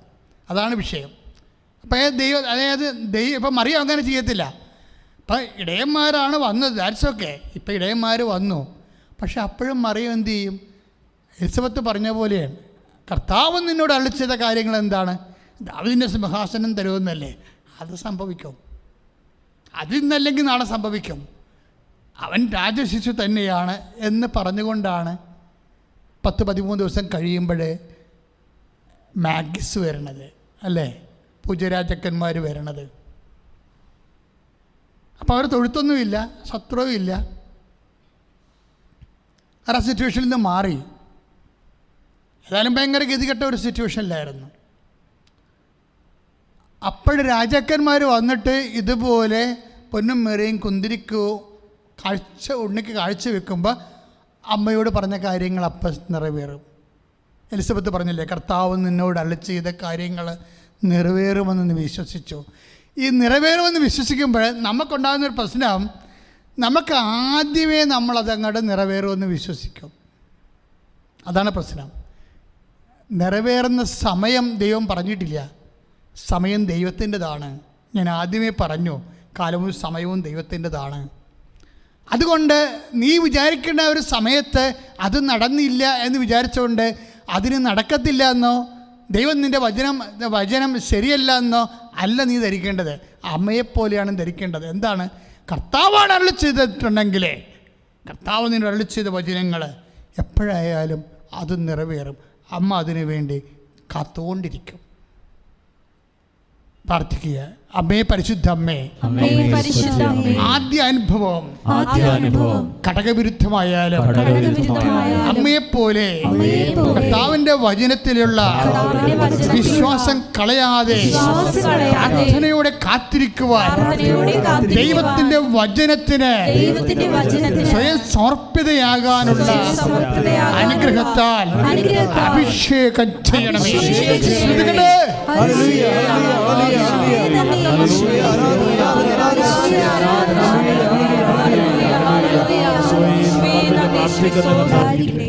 കർത്താവിൻ്റെ വചനങ്ങൾ പരിശുദ്ധ അമ്മയുടെ ജീവിതത്തിൽ നിറവേറിയ മനുഷ്യ അവതാരത്തിൻ്റെ ആണിക്കല്ലായ വചനങ്ങളും അതിൻ്റെ ജീവിതാനുഭവങ്ങളും കാലാവസ്ഥ ഭേദങ്ങളും അതിന് നമ്മൾ കൈവരിക്കേണ്ട സമീപനങ്ങളും അപ്പോസ്തല പാരമ്പര്യം അനുസരിച്ചാണ് ഞങ്ങളോട് ഇപ്പോഴും സംസാരിച്ചുകൊണ്ടിരിക്കുന്നത്.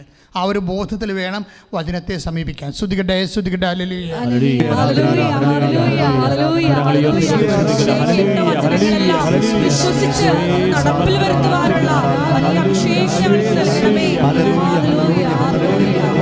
ദിവ്യകാരുണ്യത്തിന് അമ്മയ്ക്ക് ചോദ്യങ്ങളില്ലായിരുന്നെന്നല്ല, തീർച്ചയായിട്ടും ചോദ്യങ്ങളുണ്ടായി. പക്ഷെ ഫണ്ടമെൻ്റൽ ക്വസ്റ്റ്യനാണ്. ദൈവത്തിൻ്റെ സ്നേഹവും ദൈവത്തിലുള്ള വിശ്വാസവും ദൈവത്തിലുള്ള പ്രത്യാശയും എല്ലാം കണക്കിലെടുത്തുകൊണ്ടാണ് ഒരു ചോദ്യമുണ്ടായത്. നമുക്ക് ചോദ്യമുണ്ടാകാം, പക്ഷേ ദൈവത്തെ നിരാകരിച്ചുകൊണ്ടാണ് പലരും ചോദിക്കുന്നത്.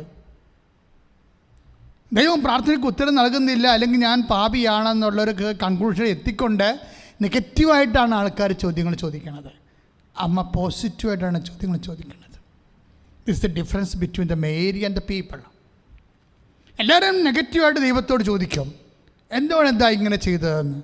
അമ്മ പോസിറ്റീവായിട്ട് ചോദിക്കും, ദൈവത്തിലെ നമ്മൾ ദൈവത്തോട് ഒരു കാര്യങ്ങൾ, ഒരു വിഷയത്തിൽ നമ്മളോട് പറഞ്ഞതും വചനത്തിനനുസരിച്ചും ഘടകവിരുദ്ധമായിട്ടാണ് അനുഭവമെങ്കിൽ ദൈവത്തോട് നമുക്ക് ചോദിക്കാം. പക്ഷേ with faith, with hope, with love ദൈവത്തോട് ചോദിക്കാം. അമ്മയെപ്പോലെ സ്നേഹത്തോടെ ചോദിക്കാം, പ്രത്യാശയോടെ ചോദിക്കാം, അതുപോലെ തന്നെ വിശ്വാസത്തോടെ ചോദിക്കാം. അമ്മ എന്താണ് സ്നേഹത്തോടെ ചോദിച്ചത്? അമ്മ എന്താണ് വിശ്വാസത്തോടെ ചോദിച്ചത്? അമ്മ എന്താ പ്രത്യാശത്തോടെ ചോദിച്ചത് ദൈവത്തോട്? ഇത് എങ്ങനെ സംഭവിക്കും? അതാണ് ചോദ്യം. അപ്പോൾ ദൈവം കൃത്യമായ മണിമണി പോലെ ഉത്തരം പറയും. മര്യാദയൊക്കെ ചോദിച്ചാൽ ദൈവത്തിന് കുഴപ്പമില്ല. സാത്താൻ്റെ അരൂപി സ്വീകരിച്ചുകൊണ്ട് ലോകത്താനായിട്ട് ചോദിക്കുമ്പോഴാണ് പ്രാർത്ഥനയ്ക്ക് ഉത്തരവില്ലാത്തത്. എൻ്റെ ക്ലേശങ്ങൾ ദൈവത്തോട് നീ സൗമ്യനസ്വത്തോടെ ചോദിക്കണം. ഹൗ ഇറ്റ് വിൽ ഹാപ്പൻ, ഇതെങ്ങനെ സംഭവിക്കും? അപ്പോൾ ദൈവം പറയുന്ന ഉത്തരവുണ്ട്. എന്താണ്? പരിശുദ്ധാത്മാവും നിൻ്റെ മേൽ വരും. ഇപ്പോൾ വിശുദ്ധ ലൂക്കാ 1:34, വിശുദ്ധ ലൂക്കാ 1:35. എന്താ ചോദ്യങ്ങൾ രണ്ടും? അമ്മയുടെ സമരസപ്പെടുന്ന വളരെ ഹൃദ്യമായ ദൈവത്തെ വിശ്വസിക്കുന്ന, ദൈവത്തിൻ്റെ വചനത്തെ വിശ്വാസത്തിലെടുത്തുകൊണ്ട് ദൈവത്തിൻ്റെ സ്നേഹം കട്ടയിൽ ചെയ്യാത്ത രീതിയിൽ വളരെ സോഫ്റ്റ് ടച്ചായിട്ടൊരു ചോദ്യമാണ്. എന്താ ചോദിക്കണത്? ഇതെങ്ങനെ സംഭവിക്കും? എന്താ കാരണം? ഞാൻ പുരുഷനെ അറിയുന്നില്ലല്ലോ. എന്ത് ഗ്രേറ്റ് ചോദ്യമാണത്. എന്തോ ഒരു വലിയ, അത് കേൾക്കുമ്പോൾ നമുക്ക് അഭിഷേകം ഉണ്ടാവും. അതിന് മാലാഖ സൗമ്യനസ്വത്തോടെ മറുപടി പറയും. ഇതിൻ്റെ വന്നിരിക്കുന്നത് ബോഡി ലാംഗ്വേജിൽ വന്ന പ്രശ്നമാണിത്. Tone and body language. സക്രിയയും അമ്മയും തമ്മിലുള്ള വ്യത്യാസം, രണ്ടുപേരും മംഗളവാർത്ത കേട്ട ആൾക്കാരാണ്. പക്ഷേ ബോഡി ലാംഗ്വേജ് വല്യപ്പൻ്റെ ഇതിൽ പെശകായിപ്പോയി. അതാണ് പ്രശ്നമായിപ്പോയത്. വല്യപ്പൻ ചോദിച്ച ചോദ്യം മാലാഖയ്ക്ക് ഇഷ്ടപ്പെടാഞ്ഞതിൻ്റെ കാരണം അതിൽ വിശ്വാസവും സ്നേഹവും പ്രത്യാശയും ഇല്ലാഞ്ഞതാണ്. അതാണ് സക്രിയ വല്യപ്പന് പറ്റിയ അബദ്ധം. അയാൾ പുരോഹിതനാണെങ്കിലും ഒരു കഥയില്ല. കഥയില്ലാത്ത എത്രയോ പുരോഹിതന്മാരുണ്ട്. കർത്താവിൻ്റെ വചനം ആഴമായി വിശ്വസിക്കാൻ ഞാനവരെ കുറ്റം പറയുകയല്ല. ഞാനൊരു ദിവസം ഒരു വചനത്തെക്കുറിച്ച് പറഞ്ഞപ്പോൾ ഒരു വ്യക്തി എന്നോട് വചനം മറുവചനമെന്ന് പറഞ്ഞു. ഞാൻ വചനം തിരുവചനം എന്നാണ് പറഞ്ഞത്. അപ്പം എൻ്റെ അടുത്ത വചനത്തോട് ആഭിമുഖ്യമില്ലാത്തവരുണ്ട് സഭയിൽ, ഇല്ലെന്ന് പറഞ്ഞിട്ട് കാര്യമില്ല. അവർ വേറെ രീതിയിലാണ് വചനത്തെ വ്യാഖ്യാനിക്കണതും കാണാൻ ശ്രമിക്കുന്നതും, അല്ലാതെ പരിശുദ്ധാത്മാവിൻ്റെ വഴികളിലല്ല. വചനത്തെ എല്ലാവരും വിശ്വസിക്കുന്നുണ്ട്, പരിശുദ്ധാത്മാവിൻ്റെ നിറവോടും പരിശുദ്ധാത്മാവിൻ്റെ വഴികളോടും ദൈവത്തിൻ്റെ പദ്ധതികളോടും കൂടിയല്ലേ നമ്മുടെ രക്ഷാകര പദ്ധതിയല്ലേ വചനം. അല്ലാതെ ഓരോരോ സാമൂഹ്യ വിഷയം ഉണ്ടാകുമ്പോൾ അതിനൊക്കെ ദുർവ്യാഖ്യാനം ചെയ്യേണ്ടതാണ് വചനം. No never. അപ്പോഴേ അങ്ങനെ വരുമ്പോഴുണ്ടാകുന്ന പ്രശ്നം, സക്രിയയ്ക്ക് പറ്റിയ അബദ്ധം എന്താണ്? ബോഡി ലാംഗ്വേജ് വല്യപ്പൻ്റെത് പെശകായിപ്പോയി, അതാണ് കുഴപ്പമായിപ്പോയത്. പിന്നെ എന്താണ്? അങ്ങനെ ഫേസും ഒക്കെ പോയി കാണും, സ്റ്റോണൊക്കെ എല്ലാം പെശകായി കാണും. അതുകൊണ്ടാണ് ഗബ്രിയേൽ എടുത്തിട്ട് നിലത്തിട്ട് കുത്താൻ പോകുകയായിരുന്നു. പിന്നെ വേണ്ടെന്ന് വെച്ചിട്ട് പോകുന്നതാണ്. വലിയൊരു നല്ല കാര്യം കൊണ്ട് വന്നതാണ്, ആകപ്പാട് ചളുവായി പിരിഞ്ഞത്. ദൈവം നമ്മുടെ അടുത്ത് നല്ല കാര്യം കൊണ്ട് വരുമ്പോഴും അത് ചളുവായി പോണത് നമ്മുടെ കയ്യിരിപ്പ് കൊണ്ടാണ്, വേറെ കുഴപ്പമില്ല എന്നത്. ഈ സക്കറിയായോട് പറഞ്ഞ അതേ കാര്യം തന്നെയാണ് മറിയത്തോട് പറയണത്. പക്ഷെ മറിയത്തിൻ്റെ ബോഡി ലാംഗ്വേജ് കറക്റ്റായിരുന്നു, മറിയത്തിൻ്റെ ടോൺ ഓഫ് വോയിസ് കറക്റ്റായിരുന്നു. ഇതെങ്ങനെ സംഭവിക്കും? എന്താണ് കാരണം? ഞാൻ പുരുഷനെ അറിയുന്നില്ലല്ലോ.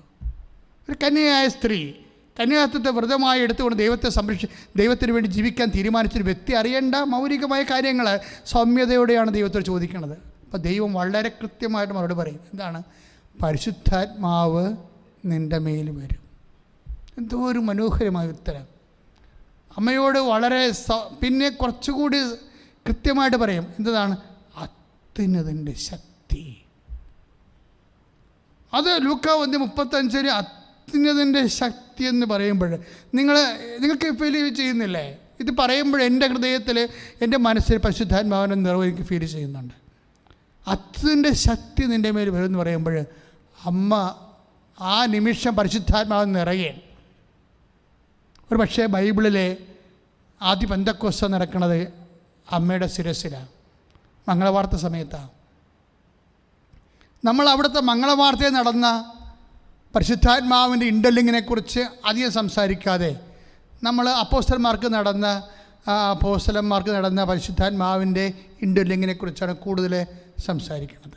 അതിൻ്റെതായിട്ടുള്ള ചരിത്രപരമായ കാരണങ്ങളുണ്ട്, ഞാൻ അതിനെ ഒന്നും നിഷേധിക്കുന്നില്ല. പക്ഷേ ആദ്യം ഒരു വ്യക്തി പുതിയ നിയമത്തിലെ പരിശുദ്ധാത്മാവിനെ സ്വീകരിക്കുന്നത് അമ്മയാണ്. പക്ഷേ അമ്മ പരിശുദ്ധാത്മാവിനെ സ്വീകരിക്കുമ്പോഴേ അമ്മയുടെ പ്രതികരണം എന്താണെന്ന് നിങ്ങൾ ചിന്തിക്കണം. അങ്ങനെ പ്രതികരിക്കാൻ അപ്പോസ്തലന്മാർക്ക് കഴിഞ്ഞില്ല. പത്രോസ് മാത്രം വചനം പ്രഘോഷിച്ചത് നമ്മൾ മറച്ചു വെക്കുന്നില്ല. പക്ഷേ വളരെ സ്വകാര്യമായ ഒരു പ്രതികരണം അമ്മ നടത്തി. അവിടെ എന്താ അമ്മ പറഞ്ഞത്? Behold, the handmaid of the Lord, be it done to me according to thy word. പരിശുദ്ധാത്മാവെന്ന് പറയുമ്പോൾ അമ്മയുടെ മനസ്സിൽ പരിശുദ്ധാത്മാവെന്ന് നിറഞ്ഞിട്ട് അതിൻ്റെ പ്രാർത്ഥന എന്താണ് പറയണത്? ഇതാ കർത്താവിൻ്റെ ദാസി. പരിശുദ്ധാത്മാവെന്ന് പറയുമ്പോൾ ഒരു വ്യക്തി ദൈവത്തിൻ്റെ ദാസനാണ്, ദൈവത്തിൻ്റെ ദാസിയാണ്. ദൈവത്തിൻ്റെ മാത്രം ദാസനാണ്, ദാസിയാണെന്ന് പറയാത്ത വ്യക്തിക്ക് പരിശുദ്ധാത്മാവിനെ കൊണ്ട് പ്രയോജനപ്പെടത്തില്ല. പരിശുദ്ധാത്മാവ് കൊടുത്ത ജ്ഞാനപരത്തിലാണ് അമ്മ പറയണത്, behold the handmade of the Lord. തീർന്നില്ല. ഇതാ കർത്താവിൻ്റെ ദാസി എന്ന് പറയുമ്പോൾ എന്തിൻ്റെ ദാസിയാണ്? വചനത്തിൻ്റെ ദാസിയാണ്, ദൈവവചനത്തിൻ്റെ ദാസിയാണ്. എന്താണ്? അങ്ങ് പറഞ്ഞതുപോലെ എന്നിലെ നിറവേറട്ടെ. അതാണ്. അപ്പോൾ അങ്ങ് പറഞ്ഞത് എന്താണ്? വചനമല്ലേ. അമ്മയുടെ വായിൽ നിന്ന് എന്ത് വന്നാലും അത് ഉടമ്പടിയായിരിക്കും. ഇപ്പോൾ ഒരു എടുത്തൊരു സാക്ഷ്യം പറഞ്ഞു, ഞാൻ ഞെട്ടിപ്പോയി. അതിങ്ങനെ പുകുരു പോലെ ഇങ്ങനെ കേട്ടോണ്ടിരിക്കുന്ന ആൾക്കാർ 5 മണിക്കൂറിനുള്ളിൽ 7000 എന്താ അവർ പറഞ്ഞത്? അവർ ഹെഡ് നേഴ്സാണ്, സീനിയർ നേഴ്സ്. ഫ്ലൈറ്റിൽ വെച്ച് അവരെ പിടിച്ചു. എന്താ പിടിക്കാൻ കാരണം? അവരുടെ ബാഗിൽ വെടിയുണ്ട കണ്ടെത്തി. അയ്യോ, വെടിയുണ്ട കണ്ടെത്തിയ കൊച്ചുറാണി ചേച്ചി ഞെട്ടിപ്പോയി. അനൗൺസ്മെൻറ്റാണ് നടക്കുന്നത്. ഉടനെ റഷ് ചെയ്ത് അവിടുത്തെ ചെന്നപ്പോൾ പോലീസ് നിയമപരമായിട്ട് വിമാനത്തിൽ വെടിയുണ്ട, നിങ്ങൾ ചിന്തിച്ച് നോക്കി, നമ്മളാണെങ്കിൽ ഉരുകി ചത്തുപാടിരുന്നുണ്ട്. ഈ മനുഷ്യത്തെ ആ സമയത്ത് വിളിച്ചത് എൻ്റെ കൃപാസനം മാതാവേ എന്നാണ് വിളിച്ചത്. കേട്ടപ്പോൾ എനിക്ക് ഭയങ്കര ആഹ്ലാദം ഉണ്ടായി. എന്നുവെച്ചാൽ സ്വന്തം ബാഗിൽ വെടിയുണ്ട കണ്ട് വിമാനത്തിലാണ്, അല്ലാതെ ഇപ്പോൾ ചായക്കടയിൽ ഇരിക്കുമ്പോഴല്ലേ വിമാനത്തിലൊക്കെ വെടിയുണ്ട. നിയമം എന്താണ്? അപ്പത്തിനെ അറസ്റ്റ് ചെയ്ത് അകത്താക്കുക, അതാണ് നിയമം, രാജ്യത്തിൻ്റെ നിയമം. രണ്ടാമത്തെ എന്താണ്? 14 കൊല്ലം തടവാണ്. എൻ്റെ കൃപാസനം മാതാവേ, എൻ്റെ ദൈവത്തിലെ ഇന്ന് നിങ്ങൾക്ക് വിളിക്കാനൊരു അമ്മയുണ്ട്. ഞങ്ങളിവിടെ രോഗം പിടിച്ചും കഷ്ടപ്പെട്ടും ഉപവസിച്ചും പ്രാർത്ഥിച്ചും ഇവിടുത്തെ എല്ലാ സ്റ്റാഫുകളും ഒരുപോലെ ഒത്തിരി സഹിക്കുന്നുണ്ട്. നിങ്ങൾ ഓർക്കരുത്, ഞങ്ങൾ ചിരിച്ചണിക്കണമെങ്കിലും ഞങ്ങൾ ദൈവം നൽകുന്ന സാഹചര്യങ്ങളോട് വളരെ സന്തോഷകരമായിട്ട് പ്രതികരിക്കുന്നുണ്ട്. പക്ഷേ ഇതിനെ പ്രതികരിക്കുമ്പോഴൊക്കെ ഉണ്ടാണ് എന്താണ്, ജനങ്ങൾക്ക് ആശ്രയിക്കാനൊരു നാമം. എല്ലാവരും അമ്മയെ തള്ളിപ്പറഞ്ഞൊരു കാലം ഉണ്ടായിരുന്നു ഇവിടെ. ഞാനൊക്കെ വളർന്നു വന്നൊരു കാലം 86 മുതലുള്ള കാലങ്ങളിൽ കാരിസ്മാറ്റിക് മേഖലയെപ്പോലും ഞാൻ അവരെ കുറ്റം പറയണില്ല. കാര്യം അവരുണ്ടാക്കി വെച്ചിട്ടുള്ള ഒരു വലിയ അഭിഷേക തലം, വലിയ ഉപവീയുടെ തലം, വലിയ മാധ്യമത്തിൻ്റെ സുവിശേഷ പ്രവർത്തനം, എത്രയോ ആയിരങ്ങളും കോടികളും കർത്താവിനെ അറിഞ്ഞത് കാരിസ്മാറ്റിക് പ്രസ്ഥാനം ശക്തി പ്രാപിച്ചപ്പോഴാണ്. പക്ഷേ ഇവരുടെ ആദ്യ തലമുറയിൽ അമ്മയെ നിഷേധിച്ചത് എനിക്ക് നേരിട്ടറിയാം. ഞാൻ കൂടിയുടെ പല ധ്യാനങ്ങളിലും കൊന്തയില്ലാനും മതാനുമ്പി തിരഞ്ഞെടുക്കാൻ പോലും സമ്മതിക്കാത്ത ധ്യാനഗുരുക്കന്മാർ ആദ്യ കാലങ്ങളുണ്ടായിരുന്നു. എത്രയോ അവസാനം 90 കഴിഞ്ഞപ്പോൾ 90, 95, 96 ആയപ്പോഴാണ് പതുക്കെ സഭ ഈ വിഷയം നിരീക്ഷിച്ചിട്ടാണ് അവസാനം അമ്മയെക്കുറിച്ചൊക്കെ ഇവർ പറയാനും ഒരു ക്ലാസ് അമ്മയ്ക്ക് വേണ്ടി കൊടുക്കാനൊക്കെ പറ്റിയത്. നിങ്ങൾ പഴയ ചരിത്രം നോക്കിയാൽ മതി. പഴയ ധ്യാനഗുരുക്കന്മാർ ധ്യാനിപ്പിച്ചുകൊണ്ടിരുന്നത് യേശു ഏകരക്ഷകൻ എന്നുള്ള രീതിയിൽ മാത്രം സംസാരിച്ചുകൊണ്ടിരിക്കുകയാണ്. അത് ശാശ്വതമായ പ്രാമാണികമായ സത്യത്തെ ശക്തമായ രീതി പ്രഘോഷിച്ചുകൊണ്ട് തന്നെ പരിശുദ്ധ അമ്മയുടെ ഒരു സ്വർഗീയമായ ദൗത്യം സുവിശേഷത്തെ ഒളിപ്പിച്ച് ദൈവം വെച്ചിട്ടാണ് സഭയെ വളർത്തിയത്. അമ്മയുടെ 102 പ്രത്യക്ഷീകരണങ്ങൾ, ഞങ്ങളിപ്പോൾ ഡിവൈൻ ടി വിയിൽ ഗുഡ്നസ് ടി വി ചെയ്യുന്ന മറിയം പ്രത്യക്ഷീകരണങ്ങൾ, നന്മ നിറഞ്ഞ മറിയം, അതുപോലെയുള്ള എല്ലാ ശുശ്രൂഷകളും നമ്മൾ എടുക്കുമ്പോഴേക്കും മനസ്സിലാകുന്നത് അമ്മ സഭയുടെ കൂടെ ജീവനോടെ കൈകോർത്ത് സഞ്ചരിക്കുകയാണ്. എന്തുകൊണ്ട് അമ്മയ്ക്ക് ഇത്രയും വിലയുണ്ടായി? ഇതെങ്ങനെ സംഭവിക്കുമെന്ന് അമ്മ സൗമ്യനസത്തോടെ ദൈവത്തോട് ചോദിക്കുമ്പോൾ ദൈവം പറഞ്ഞ ഉത്തരത്തിന് അമ്മ കൊടുത്ത മറുപടിയാണ്, പരിശുദ്ധാത്മാവ് നിൻ്റെ മേൽ വരും. അത്യുന്നതൻ്റെ ശക്തി, പിന്നെ വേറെ ഒരു ശക്തിക്കും അവിടെ ഒരു പ്രാബല്യവുമില്ല. ഹെറോദസിൻ്റെ ശക്തിക്കും പ്രാബല്യമില്ല. വേറെ ഒരു ശക്തിക്കും അവിടെ പ്രാബല്യമില്ല. അതിൻ്റെ ശക്തി നിൻ്റെ മേൽ ആവശ്യിക്കും. അപ്പോൾ അമ്മ പറഞ്ഞ വാക്കെന്താണ്? അത്യുന്നതൻ്റെ ശക്തിക്ക് പരിശുദ്ധാത്മാവിന് ഞാൻ എന്നെ തന്നെ സമർപ്പിക്കുന്നു. അങ്ങ് പറഞ്ഞതുപോലെ എന്നിൽ നിറവേറട്ടെ. ദൈവത്തിൻ്റെ വചനം അതുപോലെ ജീവിതത്തിൽ നിറവേറട്ടെ എന്ന് പറയുന്നതാണ് ഉടമ്പടി. അതാണ് യോഹന്നാൻ്റെ സുവിശേഷം നമ്മൾ വായിക്കണത്. അവൻ പറഞ്ഞതുപോലെ ചെയ്യുക. എന്തില്ലായ്മ വന്നാലും, ഏത് തരത്തിലുള്ള വ്യത്യസ്തമായ പ്രതികൂല സാഹചര്യങ്ങളുണ്ടായാലും, കാലങ്ങൾ മാറി മാറി വന്നാലും, ഉടമ്പടി എന്ന് പറയുന്നത് ഒരു ജീവിതമാണ്, ഒരു സംസ്കാരമാണ്, ഒരു സ്വഭാവമാണ്. It's A commitment. Covenant is A commitment. അത് ജീവിതത്തിൻ്റെ അവസാനം വരെ മറിയത്തിൻ്റെ ഒപ്പം, വചനത്തോടൊപ്പം, മറിയത്തോടൊപ്പം. എന്തുകൊണ്ട് വി പ്രൊക്ലെയിം ദ മേരി? കാര്യം അവരാണ് പ്രകടരൂപം. വചനം സംസ്വീകരിച്ച, വചനം സ്വീകരിച്ച, പരിശുദ്ധാത്മാവിനെ ഏറ്റു ജീവിച്ച, അതിൻ്റെ നിലപാട്, പരിശുദ്ധാത്മേറ്റതിൻ്റെ നിലപാടുകൾ ജീവിതത്തിൻ്റെ വ്യത്യസ്തമായ പ്രതികൂല സാഹചര്യങ്ങളെ പ്രതിഫലിപ്പിച്ചുകൊണ്ട് യേശുവിനെപ്പോലെ ശാന്തശീലയായി നിന്ന, തർക്കിക്കാതെ ബഹളം ഉണ്ടാക്കാതെ നിന്ന് ഹൃദയത്തിൽ സംഗ്രഹിച്ച ദൈവ പൈതൽ, അതിനേക്കാൾ വലിയ മാതൃകയുണ്ടോ നമുക്ക്? അതുകൊണ്ട് തന്നെ വചനം, കാര്യം എന്തുകൊണ്ടാണ്? യേശു പൂർണ്ണമായി ദൈവമാണ്, അമ്മ പൂർണ്ണമായ മനുഷ്യനാണ്. അതുകൊണ്ട് സ്വാഭാവികമായി നമുക്ക് എത്രയും പെട്ടെന്ന് നമുക്ക് എഴുതി യേശുവിനെ ദൈവമല്ലേ എന്ന് പറഞ്ഞുകൊണ്ട് വേണമെങ്കിൽ ചില ബുദ്ധികിങ്കരന്മാർക്ക് എഴുതി തള്ളാം. ദൈവത്തിലൊക്കെ നടക്കും, നമ്മൾ മനുഷ്യരല്ലേ. പക്ഷേ അമ്മ ദൈവമല്ല, കംപ്ലീറ്റ് ഹ്യൂമനാണ്.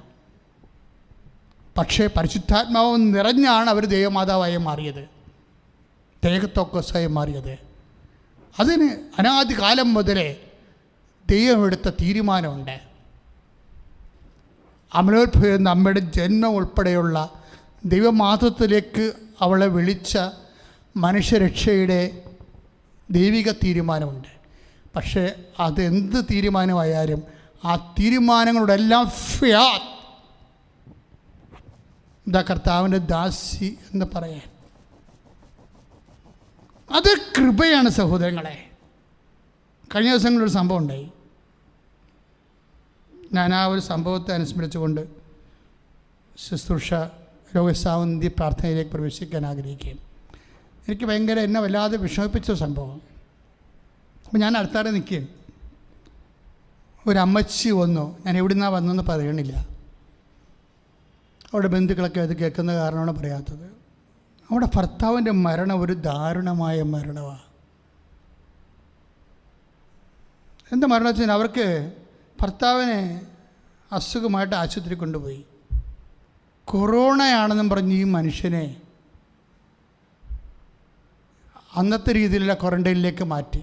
ഇന്ന് ക്വാറൻറ്റൈനൊക്കെ ആൾക്കാർ വീട്ടിലാണ് എടുക്കുന്നത്. പക്ഷെ അന്നത്തെ ക്വാറൻറ്റൈൻ എന്ന് വെച്ച് കഴിഞ്ഞാൽ വീട്ടിൽ നിന്നും കൊണ്ടുപോയി, വീട്ടുകാർക്കും വേണ്ടാത്തൊരു കാലം ഉണ്ടായിരുന്നു. ഇപ്പോൾ വാക്സിനൊക്കെ എടുക്കണമെന്ന് പറഞ്ഞില്ല, എല്ലാവരും വാക്സിൻ കൃത്യമായിട്ട് എടുക്കണം. അതുകൊണ്ടാണ് ഇപ്പോൾ ആൾക്കാർ കുറച്ചെങ്കിലുമൊക്കെ നമുക്കൊരു പൊതുജീവിതം ഉള്ളത്. അനേകം മനുഷ്യരുടെ പ്രാർത്ഥന, കൃപാസനത്തിന് എന്തുമാത്രം പ്രാർത്ഥനകൾ നടന്നിട്ടുണ്ട് ഈ വാക്സിൻ കണ്ടുപിടിക്കാൻ വേണ്ടി.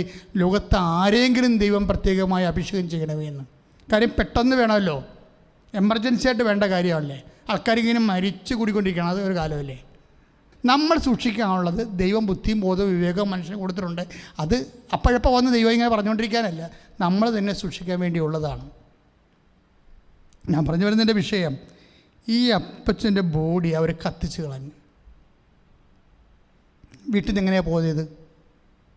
വീട്ടിൽ നിന്ന് പോയത് അപ്പൻഡിക്സിൻ്റെ അസുഖമായിട്ട് പോയതാണ്.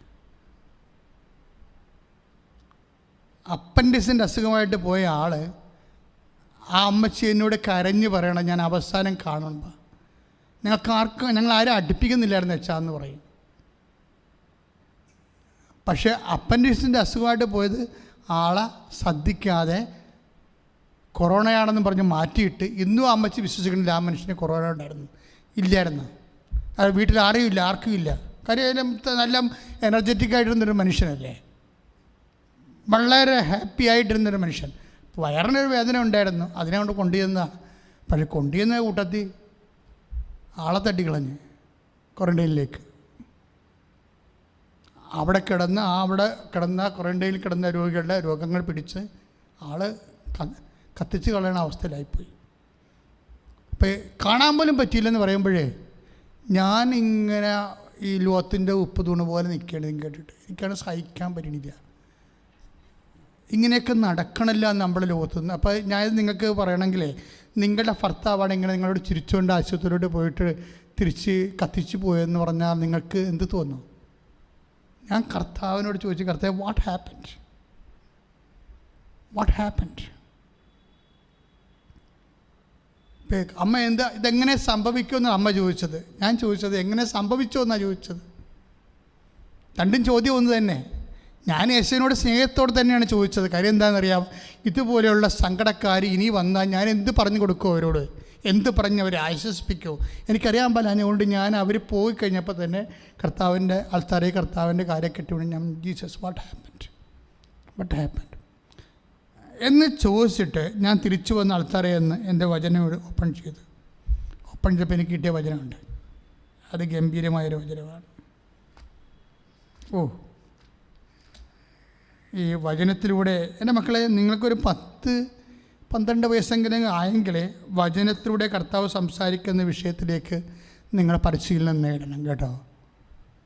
കാര്യം എല്ലാവരോടും ദൈവം സംസാരിക്കും.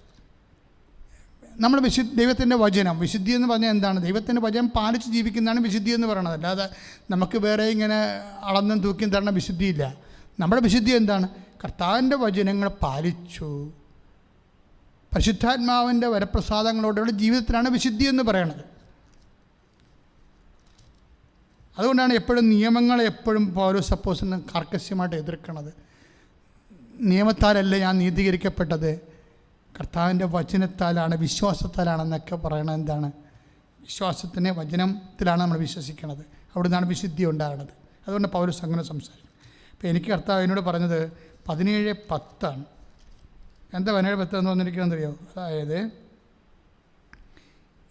ഇതുപോലെ തന്നെ നിങ്ങളും കൽപ്പിക്കപ്പെട്ടെല്ലാം ചെയ്തതിന് ശേഷം ഞങ്ങൾ പ്രയോജനമില്ലാത്ത ദാസന്മാരാണ്, കടമ നിർവഹിക്കുക മാത്രമേ ചെയ്തിട്ടുള്ളൂ എന്ന് പറയുവിൻ. ഇത് വായിച്ചപ്പോൾ നിങ്ങൾക്ക് മനസ്സിലായി കാണത്തില്ല, പക്ഷേ എനിക്ക് പെട്ടെന്ന് മനസ്സിലായി. എന്താ കാര്യം? അതിൻ്റെ മുമ്പിലുള്ള കാര്യം പോവാണ്. ഇവർ കർത്താവ് എന്താ പറയണത്? Final end of the part 14 final chapter എങ്ങനെയാണ് അല്ലെങ്കിൽ എങ്ങനെയല്ല എന്നുള്ളത് ദൈവത്തിൻ്റെ തിരുസന്നിധിയിൽ വലിയ വിഷയമല്ല. ദൈവത്തിൻ്റെ വിഷയം എന്താണ്?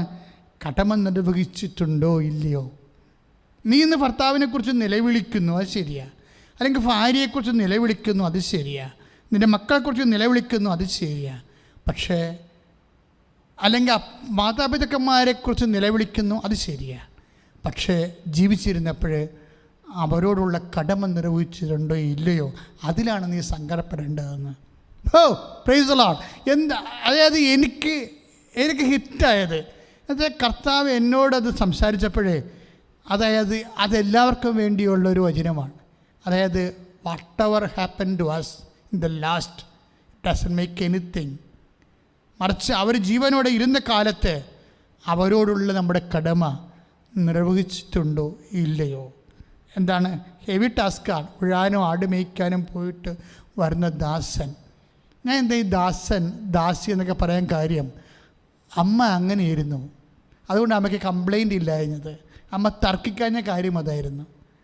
ഈശോയും തർക്കിക്കാഞ്ഞ കാര്യം, ബേസിക്കായിട്ട് രണ്ടുപേരും സെർവൻ്റ് ഓഫ് ഗോഡാണ്. ഈശോയും സെർവൻ്റായിരുന്നു, ദാസനായിരുന്നു. അമ്മയും ദാസിയായിരുന്നു. അതിന് ബേസിക്കായിട്ട് ഇവർ രണ്ടുപേരും ദാസനായിരുന്നു. എന്തിന് ദാസൻ? ദൈവത്തിൻ്റെ വചനങ്ങളോട്. ദൈവത്തിൻ്റെ വചനങ്ങൾ എന്താണ് നിന്നോട് പറഞ്ഞത്? നിൻ്റെ ഭർത്താവിനുള്ള കടമ എന്താണ്? ഭാര്യയുള്ള കടമ എന്താണ്? മക്കൾക്ക് മാതാപിതാക്കളുടെ കടമ എന്താണ് എന്ന് വചനം എന്ത് പറഞ്ഞു? അതനുസരിച്ചാണ് നീ ദാസിയാകുന്നതെങ്കിലേ അവർക്കാണ് പരിശുദ്ധാത്മാവിനെ ലഭിക്കണത്. അപ്പോൾ പരിശുദ്ധാത്മാവ് ലഭിക്കാൻ നമ്മൾ പല തരത്തിലുള്ള അഭിഷേക ധ്യാനം, പലതരത്തിലുള്ള അഭിഷേക ധ്യാനങ്ങളുണ്ട്. പക്ഷേ ബേസിക്കായിട്ട് പരിശുദ്ധാത്മാവിനെ ലഭിച്ചത് ആർക്കാണ്? അമ്മയ്ക്കാണ്. അമ്മയ്ക്ക് എപ്പോഴാണ് പരിശുദ്ധാത്മാവ് ലഭിച്ചത്? Behold hand made of the Lord. അങ്ങ് പറഞ്ഞതുപോലെ, അങ്ങയുടെ വചനം പോലെ എന്നെക്കുറിച്ചുള്ള ദൈവത്തിൻ്റെ വചനം എന്നിൽ നിറവേറട്ടെ എന്ന് ജീവിതം കൊണ്ട് നമ്മൾ സാക്ഷ്യം വഹിക്കുമ്പോൾ ഇവിടെ റിസീവ് ഹോളി സ്പിരിറ്റ്, നമ്മൾ ആത്മാവിനെ നേടുന്നു. ആത്മാവിനെ നേടാനുള്ള എളുപ്പ വഴിയും അമ്മ തന്നെയാണ്. And Mary is a short heart for the anointment Holy Spirit. അമ്മ ഒരു കുറുക്ക് വഴിയാണ് ആത്മാവിനെ അഭിഷേകം സ്വീകരിക്കാൻ. എങ്ങനെയാണ്? എൻ്റെ വചനം കേട്ടിട്ട് എൻ്റെ ഭർത്താവിൻ്റെ അതിദാരുണമായ മരണത്തെക്കുറിച്ച് പോലും ദൈവം പറഞ്ഞത് എന്താണ്?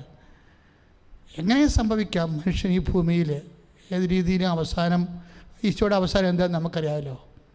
അപ്പം അതൊന്നും അല്ല വിഷയം.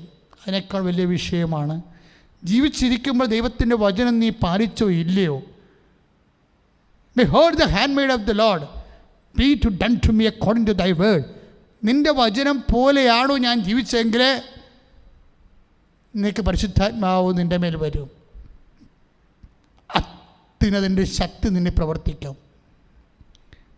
അത്യുന്നതൻ്റെ ശക്തി പ്രവർത്തിച്ച വ്യക്തികളെ എൻ്റെ നിർമ്മലൻ അഴിഞ്ഞു പോകാൻ അനുവദിക്കില്ലെന്ന് നമ്മൾ വായിച്ചില്ലേ യെശയ്യായുടെ വചനങ്ങളിൽ?